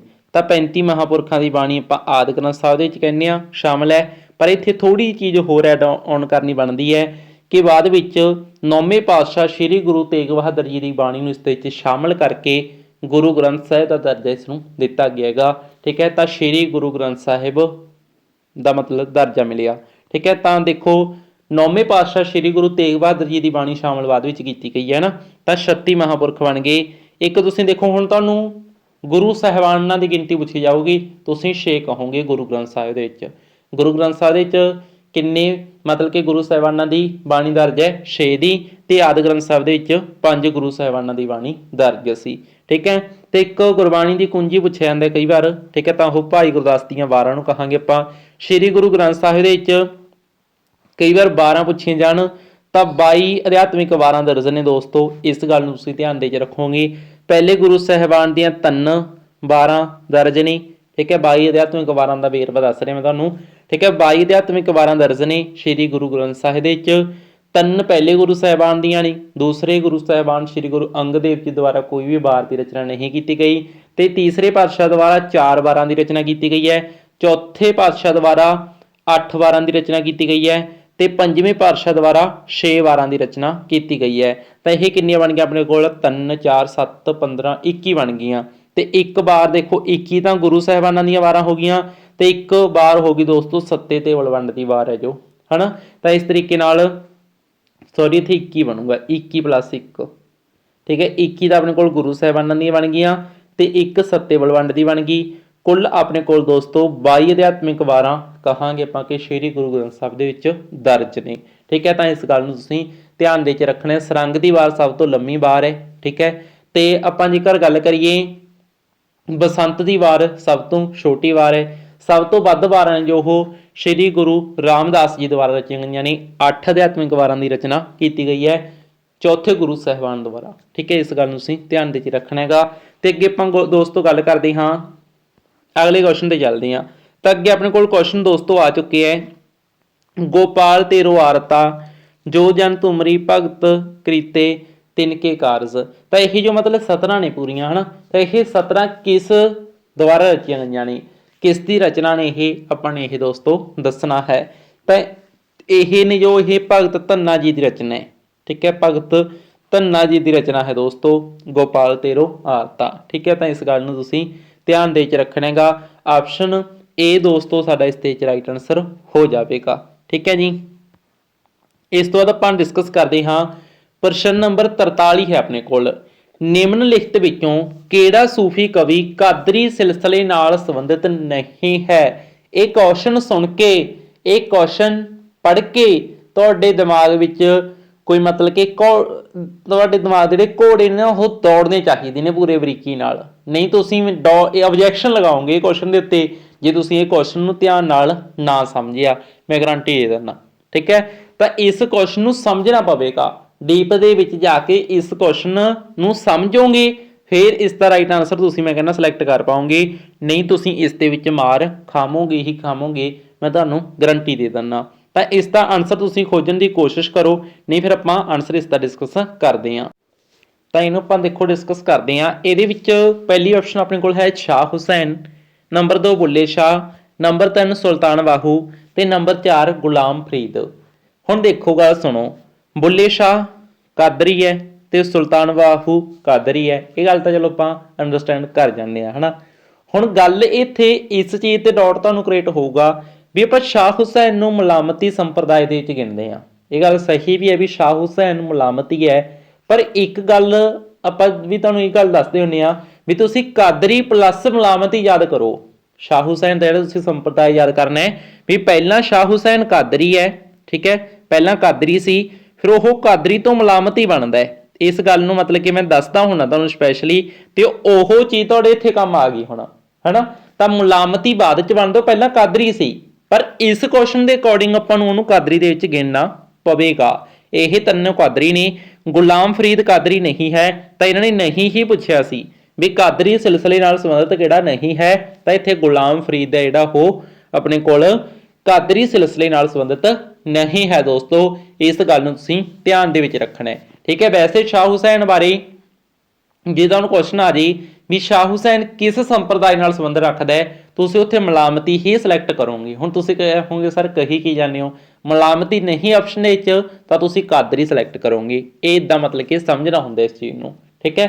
मतलब कि क्योंकि आपां नूं पेपर सैट करन वाले दा माइंड सैट पढ़ना पैंदा भी वो किस तरीके नाल गल इत्थे तों पुछ रहे है, ठीक है। तो इस तरीके नाल दोस्तों इहदे च डी ऑप्शन साडा राइट आंसर होएगा। अगे आपां डिस्कस करदे हां पंजाबी दी विच आपां सुर पढ़दे हां, है ना। अखंडी धुनी है सुर, तो सुर की पहचान किस विद्वान ने की। तो इस दे विच दोस्तों ग्राहम बेली, ऑप्शन सी साडा दोस्तों इस विच राइट आंसर जिहड़ा इह हो जाएगा। अगे आपां पढ़दे हां जी प्रश्न नंबर 45 ਆ ਗਿਆ ਆਪਣੇ ਕੋਲ। ਇੱਕ ਘੈਂਟ ਕੁਐਸਚਨ ਹੈਗਾ। ਇਸ ਤਰ੍ਹਾਂ ਦੇ ਕੁਐਸਚਨ ਮੈਂ ਕਹਿੰਦਾ ਤੁਹਾਡੀ ਸਾਰੀ ਨੌਲੇਜ ਪਰਖ ਲੈਂਦੇ ਨੇ, ਤੁਸੀਂ ਸਦੀ ਬਾਰੇ ਕਿੰਨਾ ਕੁ ਧਿਆਨ ਨਾਲ ਪੜ੍ਹਿਆ ਹੋਏਗਾ। ਹੁਣ ਦੇਖੋ ਸ਼ਾਹ ਹੁਸੈਨ, ਉਸ ਤੋਂ ਬਾਅਦ ਫਰੀਦ ਆ ਜੀ, ਮੈਂ ਕਹਿੰਦਾ ਤਾਂ ਪਾਪ ਹੋ ਜਾਊਗਾ, ਪਾਪ ਹੋ ਜਾਊਗਾ ਜੀ। ਇਹ ਤਾਂ ਬਾਬਾ ਫਰੀਦ ਜੀ ਕੀ ਨੇ, ਮਤਲਬ ਕਿ ਆਪਾਂ ਪੰਜਾਬੀ ਸਾਹਿਤ ਦੇ ਪਿਤਾਮਾ ਆਖਦੇ ਹਾਂ ਉਹਨਾਂ ਨੂੰ, ਪੰਜਾਬੀ ਸਾਹਿਤ ਦੇ ਮੋਢੀ ਆਖਦੇ ਹਾਂ ਆਪਾਂ ਉਹਨਾਂ ਨੂੰ, ਠੀਕ ਹੈ। ਤਾਂ ਉਹ ਬਾਅਦ ਚ ਆਉਣ ਤੇ ਸ਼ਾਹ ਹੁਸੈਨ ਵਰਗੇ ਪਹਿਲਾਂ ਆ ਜਾਂਦੇ, ਯਾਰ ਪਾਪ ਹੋ ਜਾਊਗਾ ਇਹ ਤਾਂ, ਹਨਾ। ਬਾਬਾ ਫਰੀਦ ਜੀ ਆਦਿ ਕਾਲ ਨਾਲ ਸੰਬੰਧ ਨਹੀਂ ਰੱਖਦੇ ਨੇ, ਜਦ ਕਿ ਇਹ ਨੇ ਜਿਹੜੇ ਉਹ ਮਤਲਬ ਕਿ ਮੱਧ ਕਾਲ ਨਾਲ ਸੰਬੰਧ ਰੱਖਦੇ ਨੇ, ਤਾਂ ਜਸਟ ਕਾਮਨ ਸੈਂਸ ਦੀਆਂ ਗੱਲਾਂ ਨੇ। ਅੱਗੇ ਆਪਾਂ ਗੱਲ ਕਰਦੇ ਹਾਂ ਫਰੀਦ, ਸ਼ਾਹ ਹੁਸੈਨ, ਸੁਲਤਾਨ ਬਾਹੂ, ਬੁੱਲੇ ਸ਼ਾਹ। ਇਹ ਸੀਕੁਐਂਸ ਬਿਲਕੁਲ ਸਹੀ ਹੈ ਦੋਸਤੋ। ਪਹਿਲਾਂ ਬਾਬਾ ਫਰੀਦ ਜੀ ਆਉਂਦੇ ਨੇ, ਫਿਰ ਸ਼ਾਹ ਹੁਸੈਨ ਆਉਂਦਾ ਹੈ, ਫਿਰ ਸੁਲਤਾਨ ਬਾਹੂ, ਫਿਰ ਆਪਾਂ ਕਹਾਂਗੇ ਇੱਥੇ ਆਪਣੇ ਕੋਲ ਹੈ ਬੁੱਲੇ ਸ਼ਾਹ, ਠੀਕ ਹੈ। ਤਾਂ ਇਸ ਤਰੀਕੇ ਨਾਲ ਬੀ ਆਪਸ਼ਨ ਦੋਸਤੋ ਸਾਡਾ ਇਸ ਦੇ ਵਿੱਚ ਰਾਈਟ ਆਨਸਰ ਹੋਏਗਾ, ਠੀਕ ਹੈ। ਬੀ ਆਪਸ਼ਨ ਦੇ ਨਾਲ ਆਪਾਂ ਨੇ ਜਾਣਾ ਹੈ। ਅੱਗੇ ਦੇਖਦੇ ਹਾਂ ਸੁਲਤਾਨ ਬਾਹੂ, ਸ਼ਾਹ ਹੁਸੈਨ, ਬੁੱਲੇ ਸ਼ਾਹ, ਫਰੀਦ। ਲੈ ਫਰੀਦ ਨੂੰ ਐਂਡ ਤੇ ਲਿਆ ਕੇ ਤੁਸੀਂ ਕਿਉਂ ਪਾਪ ਖੱਟ ਰਹੇ ਹੋ, ਪਾਪ ਦੇ ਭਾਗੀਦਾਰ ਬਣ ਰਹੇ ਹੋ ਤੁਸੀਂ, ਸ਼ਾਹ ਹੁਸੈਨ ਨੂੰ ਪਿੱਛੇ ਲਿਆ ਕੇ ਹੀ ਬੁੱਲੇ ਸ਼ਾਹ ਹੋਰ ਤੋਂ, ਹਨਾ। ਤਾਂ ਇਸ ਤਰੀਕੇ ਨਾਲ ਦੋਸਤੋ ਇਹਦੇ ਵਿੱਚ ਬੀ ਆਪਸ਼ਨ ਆਪਾਂ ਨੇ ਸਿਲੈਕਟ ਕਰਨਾ ਹੈ। ਇਹ ਸੀਕੁਐਂਸ, ਇਹ ਤਰਤੀਬ ਬਿਲਕੁਲ ਸਹੀ ਹੈ ਦੋਸਤੋ। ਅੱਗੇ ਆਪਾਂ ਡਿਸਕਸ ਕਰਦੇ ਹਾਂ ਜੀ ਕੁਐਸਚਨ ਨੰਬਰ 46। ਕਿੰਗ ਕੀ ਹੈ? ਕਿੰਗ ਤਾਂ ਕਿੰਗ ਹੈ ਦੋਸਤੋ ਇਹ ਇੱਕ ਲੋਕ ਸਾਜ਼ ਦਾ ਨਾਮ ਹੈ, ਠੀਕ ਹੈ। ਲੋਕ ਸਾਜ਼ ਹੈ ਇਹ। ਆਪਸ਼ਨ ਬੀ ਦੋਸਤੋ ਸਾਡਾ ਇਸ ਦੇ ਰਾਈਟ ਆਨਸਰ ਹੋ ਜਾਵੇਗਾ, ਕਿੰਗ ਲੋਕ ਸਾਜ਼ ਹੈ। ਅੱਗੇ ਡਿਸਕਸ ਕਰਦੇ ਹਾਂ ਦੋਸਤੋ ਆਪਾਂ ਕੁਐਸਚਨ ਨੰਬਰ 47 ਹੈ ਆਪਣੇ ਕੋਲ। ਗੁਰੂ ਗ੍ਰੰਥ ਸਾਹਿਬ ਵਿੱਚ ਦਰਜ ਬਾਣੀ, ਮੁੰਦਾਵਣੀ ਬਾਣੀ ਹੈ, ਠੀਕ ਹੈ, ਮੁੰਦਾਵਣੀ ਬਾਣੀ, ਇਸ ਦਾ ਸੰਬੰਧ ਕਿਸ ਰਚਨਾ ਰੂਪ ਦੇ ਨਾਲ ਹੈ? ਤਾਂ ਇਹ ਅਨੁਸ਼ਠਾਨਕ ਹੈ ਦੋਸਤੋ। ਆਪਸ਼ਨ ਸੀ ਸਾਡਾ ਇਸ ਦੇ ਵਿੱਚ ਦੋਸਤੋ ਰਾਈਟ ਆਨਸਰ ਹੋਏਗਾ। ਤੇ ਕਮੈਂਟ ਬਾਕਸ ਦੇ ਵਿੱਚ ਤੁਸੀਂ ਇਹ ਲਿਖਣਾ ਹੈਗਾ ਕਿ ਮੁੰਦਾਵਣੀ ਬਾਣੀ ਹੈ ਜਿਹੜੀ ਇਹ ਕਿਸ ਦੀ ਰਚਨਾ ਹੈ, ਇਹ ਤੁਸੀਂ ਮੈਨੂੰ ਕਮੈਂਟ ਬਾਕਸ ਦੇ ਵਿੱਚ ਦੱਸਣਾ ਹੈਗਾ। ਜਿਹਦਾ ਆਨਸਰ ਸਭ ਤੋਂ ਪਹਿਲਾਂ ਆਵੇਗਾ ਉਸ ਦਾ ਆਨਸਰ ਆਪਾਂ ਕਮੈਂਟ ਬਾਕਸ ਦੇ ਵਿੱਚ ਪਿੰਨ ਕਰ ਦੇਣਾ ਹੈ, ਠੀਕ ਹੈ। ਮੁੰਦਾਵਣੀ ਬਾਣੀ ਕਿਹੜੇ ਗੁਰੂ ਸਾਹਿਬਾਨ ਦੀ ਰਚਨਾ ਹੈ ਦੋਸਤੋ, ਇਹ ਤੁਸੀਂ ਦੱਸਣਾ ਹੈ, ਠੀਕ ਹੈ ਜੀ। ਅੱਗੇ ਆਪਾਂ ਡਿਸਕਸ ਕਰਦੇ ਹਾਂ ਜੀ ਕੁਐਸਚਨ ਨੰਬਰ 48 ਆ ਗਿਆ ਆਪਣੇ ਕੋਲ। ਗ ਅਤੇ ਕ ਨਾਲ ਅੰਕਿਤ ਹੋਣ ਵਾਲੀਆਂ ਧੁਨੀਆਂ ਦੇ ਉਚਾਰਨ ਵਿੱਚ ਸਾਂਝ ਕੀ ਹੈ? ਇੱਕ ਆਪਾਂ ਧੁਨੀ ਉਚਾਰਦੇ ਹਾਂ ਗ, ਇੱਕ ਆਪਾਂ ਕ, ਗ ਕ। ਹੁਣ ਇਹ ਦੋ ਧੁਨੀਆਂ ਦਾ ਉਚਾਰਨ ਆਪਾਂ ਕਰਦੇ ਹਾਂ, ਠੀਕ ਹੈ। ਤਾਂ ਇਹਨਾਂ ਦੇ ਵਿੱਚ ਕਿਸ ਚੀਜ਼ ਦੀ ਸਾਂਝ ਹੈ ਦੋਸਤੋ? ਇਹਨਾਂ ਦੇ ਵਿੱਚ ਜਿਹੜੀ ਸਾਂਝ ਹੈ ਦੋਸਤੋ ਇਹ ਸੁਰ ਦੀ ਹੈ, ਠੀਕ ਹੈ। ਇਹਨਾਂ ਦੇ ਵਿੱਚ ਸੁਰ ਦੀ ਸਾਂਝ ਹੈ ਦੋਸਤੋ, ਇਸ ਗੱਲ ਨੂੰ ਤੁਸੀਂ ਧਿਆਨ ਦੇ ਵਿੱਚ ਰੱਖਣਾ ਹੈਗਾ। ਜੇ ਹੁਣ ਮਤਲਬ ਕਿ ਇਹ ਸ਼ਬਦ ਲਿਖਿਆ ਹੋਇਆ ਘਰ, ਹਨਾ, ਇਹਨੂੰ ਉੱਚੀ ਸੁਰ ਚ ਬਹੁਤ ਕੀ ਬੋਲਦੇ ਨੇ? ਗਰ, ਗਰ, ਹਨਾ। ਇਹਨੂੰ ਮਤਲਬ ਕਿ ਉੱਚੀ ਸੁਰ ਚ ਉਚਾਰਨੇ ਦਾ ਗਰ ਇਦਾਂ ਕਰਦੇ ਨੇ ਇਹਨੂੰ, ਗਰ। ਮਤਲਬ ਕਿ ਕ ਨੂੰ ਗ ਦੇ ਨਾਲ ਮਤਲਬ ਕਿ ਆਪਾਂ ਬਦਲਦੇ ਹਾਂ, ਹਨਾ। ਮਤਲਬ ਕਿ ਗ ਤੇ ਕ ਇਹਨਾਂ ਦੇ ਵਿੱਚ ਸੁਰ ਦੀ ਸਾਂਝ ਹੈ, ਹਨਾ। ਇਹਨਾਂ ਦੇ ਵਿੱਚ ਸੁਰ ਦੀ ਸਾਂਝ ਹੈ। ਉੱਚ ਸੁਰ ਦੇ ਵਿੱਚ ਕਈ ਵਾਰ ਗਰ ਕਿਹਾ ਜਾਂਦਾ, ਗਰ, ਠੀਕ ਹੈ। ਇਸ ਤਰ੍ਹਾਂ ਇਹ ਚੀਜ਼ ਨੂੰ ਤੁਸੀਂ ਧਿਆਨ ਦੇ ਵਿੱਚ ਰੱਖੋਗੇ ਵੀ ਉੱਚੀ ਸੁਰ ਦੇ ਵਿੱਚ ਗਰ, ਕ ਵਾਲੀ ਕ ਨੂੰ ਗ ਪੜਿਆ ਜਾਂਦਾ ਹੈ, ਠੀਕ ਹੈ। ਤਾਂ ਇਹ ਇੱਕ ਸਮਝਣ ਵਾਲੀ ਗੱਲ ਹੈ। ਅੱਗੇ ਆਪਾਂ ਦੋਸਤੋ ਡਿਸਕਸ ਕਰਦੇ ਹਾਂ ਕੁਐਸਚਨ ਨੰਬਰ 49 ਆ ਗਿਆ ਆਪਣੇ ਕੋਲ। ਤਾਂ 49 ਨੰਬਰ ਕੁਐਸਚਨ ਦੇ ਵਿੱਚ ਲਿਖਿਆ ਹੋਏਗਾ ਰੱਬ ਦੀ ਮੌਤ। ਦੇਖ ਲਓ, ਰੱਬ ਦੀ ਮੌਤ ਦਾ ਸਿਧਾਂਤ ਕਿਸ ਪੱਛਮੀ ਵਿਦਵਾਨ ਦੀ ਦੇਣ ਹੈ, ਠੀਕ ਹੈ। ਤਾਂ ਕਿਹੜੇ ਪੱਛਮੀ ਵਿਦਵਾਨ ਦੀ ਦੇਣ ਹੈ ਇਹ ਨੀਤਸ਼ੇ ਦੁਆਰਾ ਦਿੱਤਾ ਗਿਆ ਰੱਬ ਦੀ ਮੌਤ ਦਾ ਸਿਧਾਂਤ। ਤਾਂ ਆਪਸ਼ਨ ਏ ਦੋਸਤੋ ਇਸ ਦੇ ਵਿੱਚ ਸਾਡੇ ਕੋਲ ਰਾਈਟ ਆਨਸਰ ਹੋ ਜਾਵੇਗਾ। ਇਸ ਤੋਂ ਬਾਅਦ ਆਪਾਂ ਡਿਸਕਸ ਕਰਦੇ ਹਾਂ ਜੀ ਕੁਐਸਚਨ ਨੰਬਰ 50 ਹੈ ਆਪਣੇ ਕੋਲ। ਭਾਸ਼ਾ ਵਿਗਿਆਨ ਸੰਕਲਪ ਤੇ ਦਿਸ਼ਾਵਾਂ, ਇਸ ਪੁਸਤਕ ਦਾ ਸੰਪਾਦਕ ਕੌਣ ਹੈ? ਦੱਸੋ ਜੀ। ਭਾਸ਼ਾ ਵਿਗਿਆਨ ਸੰਕਲਪ ਤੇ ਦਿਸ਼ਾਵਾਂ, ਤਾਂ ਇਹ ਪੁਸਤਕ ਦਾ ਸੰਪਾਦਕ ਕੌਣ ਹੈ ਦੋਸਤੋ, ਇਹ ਆਪਾਂ ਨੇ ਦੱਸਣਾ ਹੈ। ਇਹਦੇ ਵਿੱਚ ਆਪਣੇ ਕੋਲ ਦੋਸਤੋ ਫਸਟ ਆਪਸ਼ਨ ਸਾਡੇ ਕੋਲ ਰਾਈਟ ਆਨਸਰ ਹੋ ਜਾਵੇਗਾ।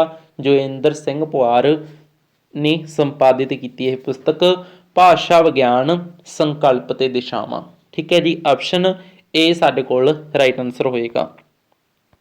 ਅੱਗੇ ਆਪਾਂ ਡਿਸਕਸ ਕਰਦੇ ਹਾਂ ਦੋਸਤੋ ਕੁਐਸਚਨ ਨੰਬਰ 51। ਪੰਚਤੰਤਰ ਦੀਆਂ ਕਹਾਣੀਆਂ ਦਾ ਸੰਬੰਧ ਕਿਸ ਦੇ ਨਾਲ ਹੈ?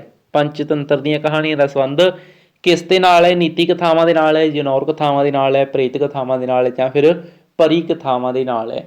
ਤਾਂ ਇਹਦੇ ਵਿੱਚ ਦੋਸਤੋ ਨੀਤੀ ਕਥਾਵਾਂ ਵਾਲੀ ਆਪਸ਼ਨ ਆਪਣੇ ਕੋਲ ਸਾਡਾ ਰਾਈਟ ਆਨਸਰ ਹੋ ਜਾਵੇਗਾ ਪੰਚਤੰਤਰ ਦੀਆਂ ਕਹਾਣੀਆਂ ਦਾ ਸੰਬੰਧ ਨੀਤੀ ਕਥਾਵਾਂ ਦੇ ਨਾਲ ਹੁੰਦਾ ਹੈ। ਆਪਸ਼ਨ ਏ ਰਾਈਟ ਹੋਏਗਾ।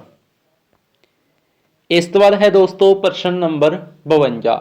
52 ਨੰਬਰ ਪ੍ਰਸ਼ਨ ਦੇ ਵਿੱਚ ਦੋ ਸੰਕਲਪ ਦੇਖੋ, ਇੱਥੇ ਗੱਲ ਕੀਤੀ ਗਈ ਹੈ ਲੌਂਗ ਤੇ ਪੈਰੋਲ। ਤਾਂ ਲੌਂਗ ਤੇ ਪੈਰੋਲ ਇਹ ਜੋ ਮਤਲਬ ਕਿ ਸੰਕਲਪ ਨੇ ਇਹ ਭਾਸ਼ਾ ਵਿਗਿਆਨ ਦੇ ਨਾਲ ਸੰਬੰਧਿਤ ਨੇ। ਠੀਕ ਹੈ, ਤਾਂ ਭਾਸ਼ਾ ਵਿਗਿਆਨ ਦੇ ਨਾਲ ਦੋਸਤੋ ਇਹ ਸੰਬੰਧਿਤ ਨੇ। ਆਪਸ਼ਨ ਸੀ ਇਸ ਦੇ ਵਿੱਚ ਦੋਸਤੋ ਸਾਡੇ ਕੋਲ ਰਾਈਟ ਆਨਸਰ ਹੋ ਜਾਵੇਗਾ। ਇਸ ਤੋਂ ਬਾਅਦ ਹੈ ਜੀ ਪ੍ਰਸ਼ਨ ਨੰਬਰ 53। ਸੁਜਾਨ ਸਿੰਘ ਕਿਸ ਧਾਰਾ ਨਾਲ ਸੰਬੰਧਿਤ ਸੀ? ਦੱਸੋ। ਜੋ ਆਪਾਂ ਮਤਲਬ ਕਿ ਦੇਖੋ ਹੁਣ ਪ੍ਰਸਿੱਧ ਕਹਾਣੀਕਾਰ ਹੈ ਪ੍ਰਿੰਸੀਪਲ ਸੁਜਾਨ ਸਿੰਘ, ਤਾਂ ਇਹ ਕਿਸ ਧਾਰਾ ਨਾਲ ਸੰਬੰਧਿਤ ਹੈ? ਠੀਕ ਹੈ, ਕਿਸ ਤਰ੍ਹਾਂ ਦੀ ਵਿਚਾਰਧਾਰਾ ਹੈ ਇਹਦੀ? ਪ੍ਰਗਤੀਵਾਦੀ ਹੈ ਇਹ, ਪ੍ਰਗਤੀਵਾਦੀ ਧਾਰਾ ਦੇ ਨਾਲ ਇਹਦਾ ਸੰਬੰਧ ਹੈ। ਠੀਕ ਹੈ, ਪ੍ਰਗਤੀ ਦੀ ਗੱਲ ਕਰਦਾ ਇਹ। ਤਾਂ ਆਪਸ਼ਨ ਡੀ ਦੋਸਤੋ ਇਸ ਦੇ ਵਿੱਚ ਸਾਡੇ ਕੋਲ ਰਾਈਟ ਆਨਸਰ ਹੋ ਜਾਵੇਗਾ। ਇਸ ਤੋਂ ਬਾਅਦ ਆਪਾਂ ਨੈਕਸਟ ਕੁਐਸਚਨ ਦੇ ਉੱਤੇ ਚੱਲਦੇ ਹਾਂ। ਨੈਕਸਟ ਕੁਐਸਚਨ ਹੈ ਦੋਸਤੋ ਆਪਣੇ ਕੋਲ ਸਾਹਿਤਕ ਰਸਾਲੇ ਸਿਰਜਣਾ। ਠੀਕ ਹੈ, ਸਿਰਜਣਾ ਰਸਾਲਾ ਜਿਹੜਾ ਇਸ ਦਾ ਸੰਪਾਦਕ ਦੱਸਣਾ ਆਪਾਂ ਨੇ। ਸਿਰਜਣਾ ਰਸਾਲੇ ਦਾ ਸੰਪਾਦਕ doctor Raghbir Singh. Option A ਦੋਸਤੋ ਇਸ ਦੇ ਵਿੱਚ ਰਾਈਟ ਆਨਸਰ ਹੋਏਗਾ। ਸਿਰਜਣਾ ਰਸਾਲਾ ਡਾਕਟਰ ਰਘਵੀਰ ਸਿੰਘ ਦੁਆਰਾ ਸੰਪਾਦਿਤ ਹੈ। ਨੈਕਸਟ ਆਪਾਂ ਗੱਲ ਕਰਦੇ ਹਾਂ ਦੋਸਤੋ ਪ੍ਰਸ਼ਨ ਨੰਬਰ 55 ਆ ਗਿਆ ਆਪਣੇ ਕੋਲ। ਯਸੂਹੀ ਮੁਸਾਫਿਰ ਦੀ ਯਾਤਰਾ ਨੂੰ ਪਹਿਲੀ ਵਾਰ ਕਦੋਂ ਛਾਪਿਆ ਗਿਆ? ਤਾਂ ਇਸ ਨੂੰ ਮਤਲਬ ਕਿ ਪਹਿਲੀ ਵਾਰ ਦੇਖੋ ਇਹ ਕੀ ਸੀਗਾ? ਨਾਵਲ ਸੀ, ਟਰਾਂਸਲੇਟ ਕੀਤਾ ਹੋਇਆ ਇਹ, ਹੈ ਨਾ, ਪੰਜਾਬੀ ਦੇ ਵਿੱਚ ਟਰਾਂਸਲੇਟ ਹੋਇਆ ਇਹ ਨਾਵਲ। ਤਾਂ ਇਸ ਨੂੰ 1859 ਈਸਵੀ ਦੇ ਵਿੱਚ ਪਹਿਲੀ ਵਾਰ ਮਤਲਬ ਕਿ ਛਾਪਿਆ ਗਿਆ ਹੈਗਾ। ਠੀਕ ਹੈ, ਇਸ ਗੱਲ ਨੂੰ ਤੁਸੀਂ ਧਿਆਨ ਦੇ ਵਿੱਚ ਰੱਖਣਾ ਹੈ। ਹੁਣ ਜਿਹੜੇ ਮਤਲਬ ਕਿ 1849 ਈਸਵੀ ਦੇ ਵਿੱਚ ਪੰਜਾਬ ਦੇ ਵਿੱਚ ਅੰਗਰੇਜ਼ੀ ਹਕੂਮਤ ਆ ਗਈ ਸੀ, ਹੈ ਨਾ, ਅੰਗਰੇਜ਼ੀ ਸਾਮਰਾਜ ਦੇ ਅਧੀਨ ਹੋ ਗਿਆ ਸੀ ਪੰਜਾਬ 1849 ਈਸਵੀ ਦੇ ਵਿੱਚ। ਤਾਂ ਹੁਣ ਜਿਹੜੀਆਂ ਈਸਾਈ ਮਿਸ਼ਨਰੀਆਂ ਨੇ ਉਹਨਾਂ ਨੇ ਆਪਣੇ ਮਿਸ਼ਨ ਨੂੰ ਪੂਰਾ ਕਰਨ ਦੇ ਲਈ ਇੱਥੇ ਪੰਜਾਬ ਦੇ ਵਿੱਚ ਪ੍ਰੈਸ ਸਥਾਪਿਤ ਕੀਤੇ ਨੇ, ਹੈ ਨਾ, ਅਤੇ ਉਹਨਾਂ ਨੇ ਆਪਣਾ ਲਿਟਰੇਚਰ ਸੀ ਜਿਹੜਾ ਉਹਨਾਂ ਦਾ ਹੋਰ ਭਾਸ਼ਾਵਾਂ ਦਾ ਲਿਟਰੇਚਰ ਪੰਜਾਬੀ 'ਚ ਟਰਾਂਸਲੇਟ ਕਰਨਾ ਸ਼ੁਰੂ ਕਰਤਾ। ਇਸ ਤਰ੍ਹਾਂ ਇਹ ਨਾਵਲ ਹੈ ਦੇਖੋ, ਇਹ ਨਾਵਲ ਨੂੰ ਮਤਲਬ ਕਿ ਪੰਜਾਬੀ 'ਚ ਟਰਾਂਸਲੇਟ ਕਰਤਾ ਤਾਂ ਕਿ ਵੀ ਪੰਜਾਬੀ ਪੜ੍ਹਨਗੇ, ਉਹ ਸਾਡੇ ਸੱਭਿਆਚਾਰ ਬਾਰੇ ਲਿਟਰੇਚਰ ਬਾਰੇ ਜਾਣਨਗੇ, ਤਾਂ ਉਹ ਅਸੀਂ ਉਹਨਾਂ ਨੂੰ ਗੁਲਾਮ ਬਣਾ ਸਕਾਂਗੇ। ਪਰ ਇਹ ਇਹਨਾਂ ਦੀ ਮਤਲਬ ਕਿ ਜਿਹੜੀ ਸਾਜ਼ਿਸ਼ ਹੈ ਇਹ ਕਾਮਯਾਬ ਨਹੀਂ ਹੋਈ। ਭਾਈ ਵੀਰ ਸਿੰਘ ਹੋਰਾਂ ਨੇ ਕੀ ਕਰਤਾ? ਪਟਾਕਾ ਪਾਤਾ, ਨਾਵਲਾਂ ਦੀ ਮਤਲਬ ਕਿ ਮੁੱਢ ਵੱਜਤਾ, ਹੈ ਨਾ। ਸੁੰਦਰੀ ਨਾਵਲ ਲਿਖਿਆ ਜੋ ਪੰਜਾਬੀ ਦਾ ਪਹਿਲਾ ਨਾਵਲ ਕਹਿੰਦੇ ਆਪਾਂ, ਪੰਜਾਬੀ ਦਾ ਪਹਿਲਾ ਮੌਲਿਕ ਨਾਵਲ ਹੈ ਕਿਉਂਕਿ ਇਹਦਾ ਟਰਾਂਸਲੇਟ ਹੋਏ ਨੇ ਨਾ। ਮੌਲਿਕ ਰੂਪ ਵਿੱਚ ਪੰਜਾਬੀ ਦਾ ਪਹਿਲਾ ਨਾਵਲ ਆਪਾਂ ਸੁੰਦਰੀ ਨਾਵਲ ਨੂੰ ਆਖਦੇ ਹਾਂ, ਭਾਈ ਵੀਰ ਸਿੰਘ ਦੀ ਰਚਨਾ ਹੈ। ਠੀਕ ਹੈ, ਤਾਂ ਇਸ ਤਰ੍ਹਾਂ ਭਾਈ ਵੀਰ ਸਿੰਘ ਹੋਰਾਂ ਕਹਿੰਦੇ ਲੈ ਉਹਨਾਂ ਦੇ ਪ੍ਰਤੀਕਰਮ ਵਜੋਂ ਵੀ ਅਸੀਂ ਸੋਡੇ ਵਾਲੀਆਂ ਨਾਵਲਾਂ, ਸੋਡੇ ਵਾਲੀਆਂ ਰਚਨਾਵਾਂ ਕਿਉਂ ਪੜ੍ਹਾਂਗੇ। ਉਹਨਾਂ ਨੇ 19ਵੀਂ ਸਦੀ ਖਤਮ ਹੁੰਦੇ ਹੁੰਦੇ ਪਟਾਕਾ ਪਾਤਾ ਅਤੇ ਨਾਵਲ ਰਚਤਾ ਦੋਸਤੋ ਸੁੰਦਰੀ। ਠੀਕ ਹੈ, ਉਹਨਾਂ ਨੇ ਪ੍ਰੈਸ ਵਗੈਰਾ ਸਥਾਪਿਤ ਕੀਤੇ ਨੇ, ਅਖਬਾਰ ਸ਼ੁਰੂ ਕੀਤੇ ਨੇ, ਤਾਂ ਉਹ ਚੀਜ਼ਾਂ ਦਾ ਵੱਡਾ ਯੋਗਦਾਨ ਹੈ। ਅਤੇ ਉੱਥੇ ਤੋਂ ਹੀ ਫਿਰ ਸ਼ੁਰੂਆਤ ਹੋ ਜਾਂਦੀ ਹੈ ਆਧੁਨਿਕ ਪੰਜਾਬੀ ਸਾਹਿਤ ਦੀ। ਠੀਕ ਹੈ, ਇਸ ਤੋਂ ਬਾਅਦ ਆਪਾਂ ਦੋਸਤੋ ਡਿਸਕਸ ਕਰਦੇ ਹਾਂ ਕੁਐਸਚਨ ਨੰਬਰ 56 ਹੈ ਆਪਣੇ ਕੋਲ ਪੰਜਾਬੀ ਦਾ ਪਹਿਲਾ ਯਥਾਰਥਵਾਦੀ ਨਾਵਲ। ਠੀਕ ਹੈ, ਪੰਜਾਬੀ ਦਾ ਪਹਿਲਾ ਯਥਾਰਥਵਾਦੀ ਨਾਵਲ ਕਿਹੜਾ ਹੈ? ਇਸ ਦਾ ਤੁਸੀਂ 56 ਨੰਬਰ ਲਿਖ ਕੇ, ਠੀਕ ਹੈ, 55 ਕੁਐਸਚਨ ਦੇਖੋ ਆਪਾਂ ਡਿਸਕਸ ਕੀਤੇ ਨੇ। ਠੀਕ ਹੈ, ਅਤੇ 56ਵਾਂ ਕੁਐਸਚਨ ਜਿਹੜਾ ਇਹ ਤੁਹਾਡੇ ਲਈ ਹੈ ਦੋਸਤੋ।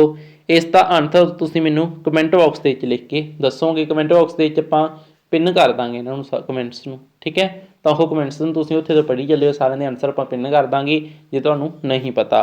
ਤਾਂ ਐਟ ਲਾਸਟ ਤੁਸੀਂ ਮੈਨੂੰ ਇੱਕ ਗੱਲ ਜ਼ਰੂਰ ਦੱਸ ਦਿਓ ਦੋਸਤੋ ਕਿ ਤੁਹਾਡੇ 55 ਦੇ ਵਿੱਚੋਂ ਕਿੰਨੇ ਨੰਬਰ ਬਣੇ ਨੇ। ਠੀਕ ਹੈ, 55 ਦੇ ਵਿੱਚੋਂ ਤੁਹਾਨੂੰ ਕਿੰਨੇ ਕੁਐਸਚਨ ਜਿਹੜੇ ਉਹ ਸਹੀ ਗਏ ਨੇ, ਤਾਂ ਇਹ ਗੱਲ ਮੈਨੂੰ ਜ਼ਰੂਰ ਦੱਸੋ। ਠੀਕ ਹੈ ਜੀ, ਇਹ ਕਲਾਸ ਇੱਥੇ ਤੱਕ ਦੇਖਣ ਲਈ ਤੁਹਾਡਾ ਸਾਰਿਆਂ ਦਾ ਬਹੁਤ ਬਹੁਤ ਧੰਨਵਾਦ।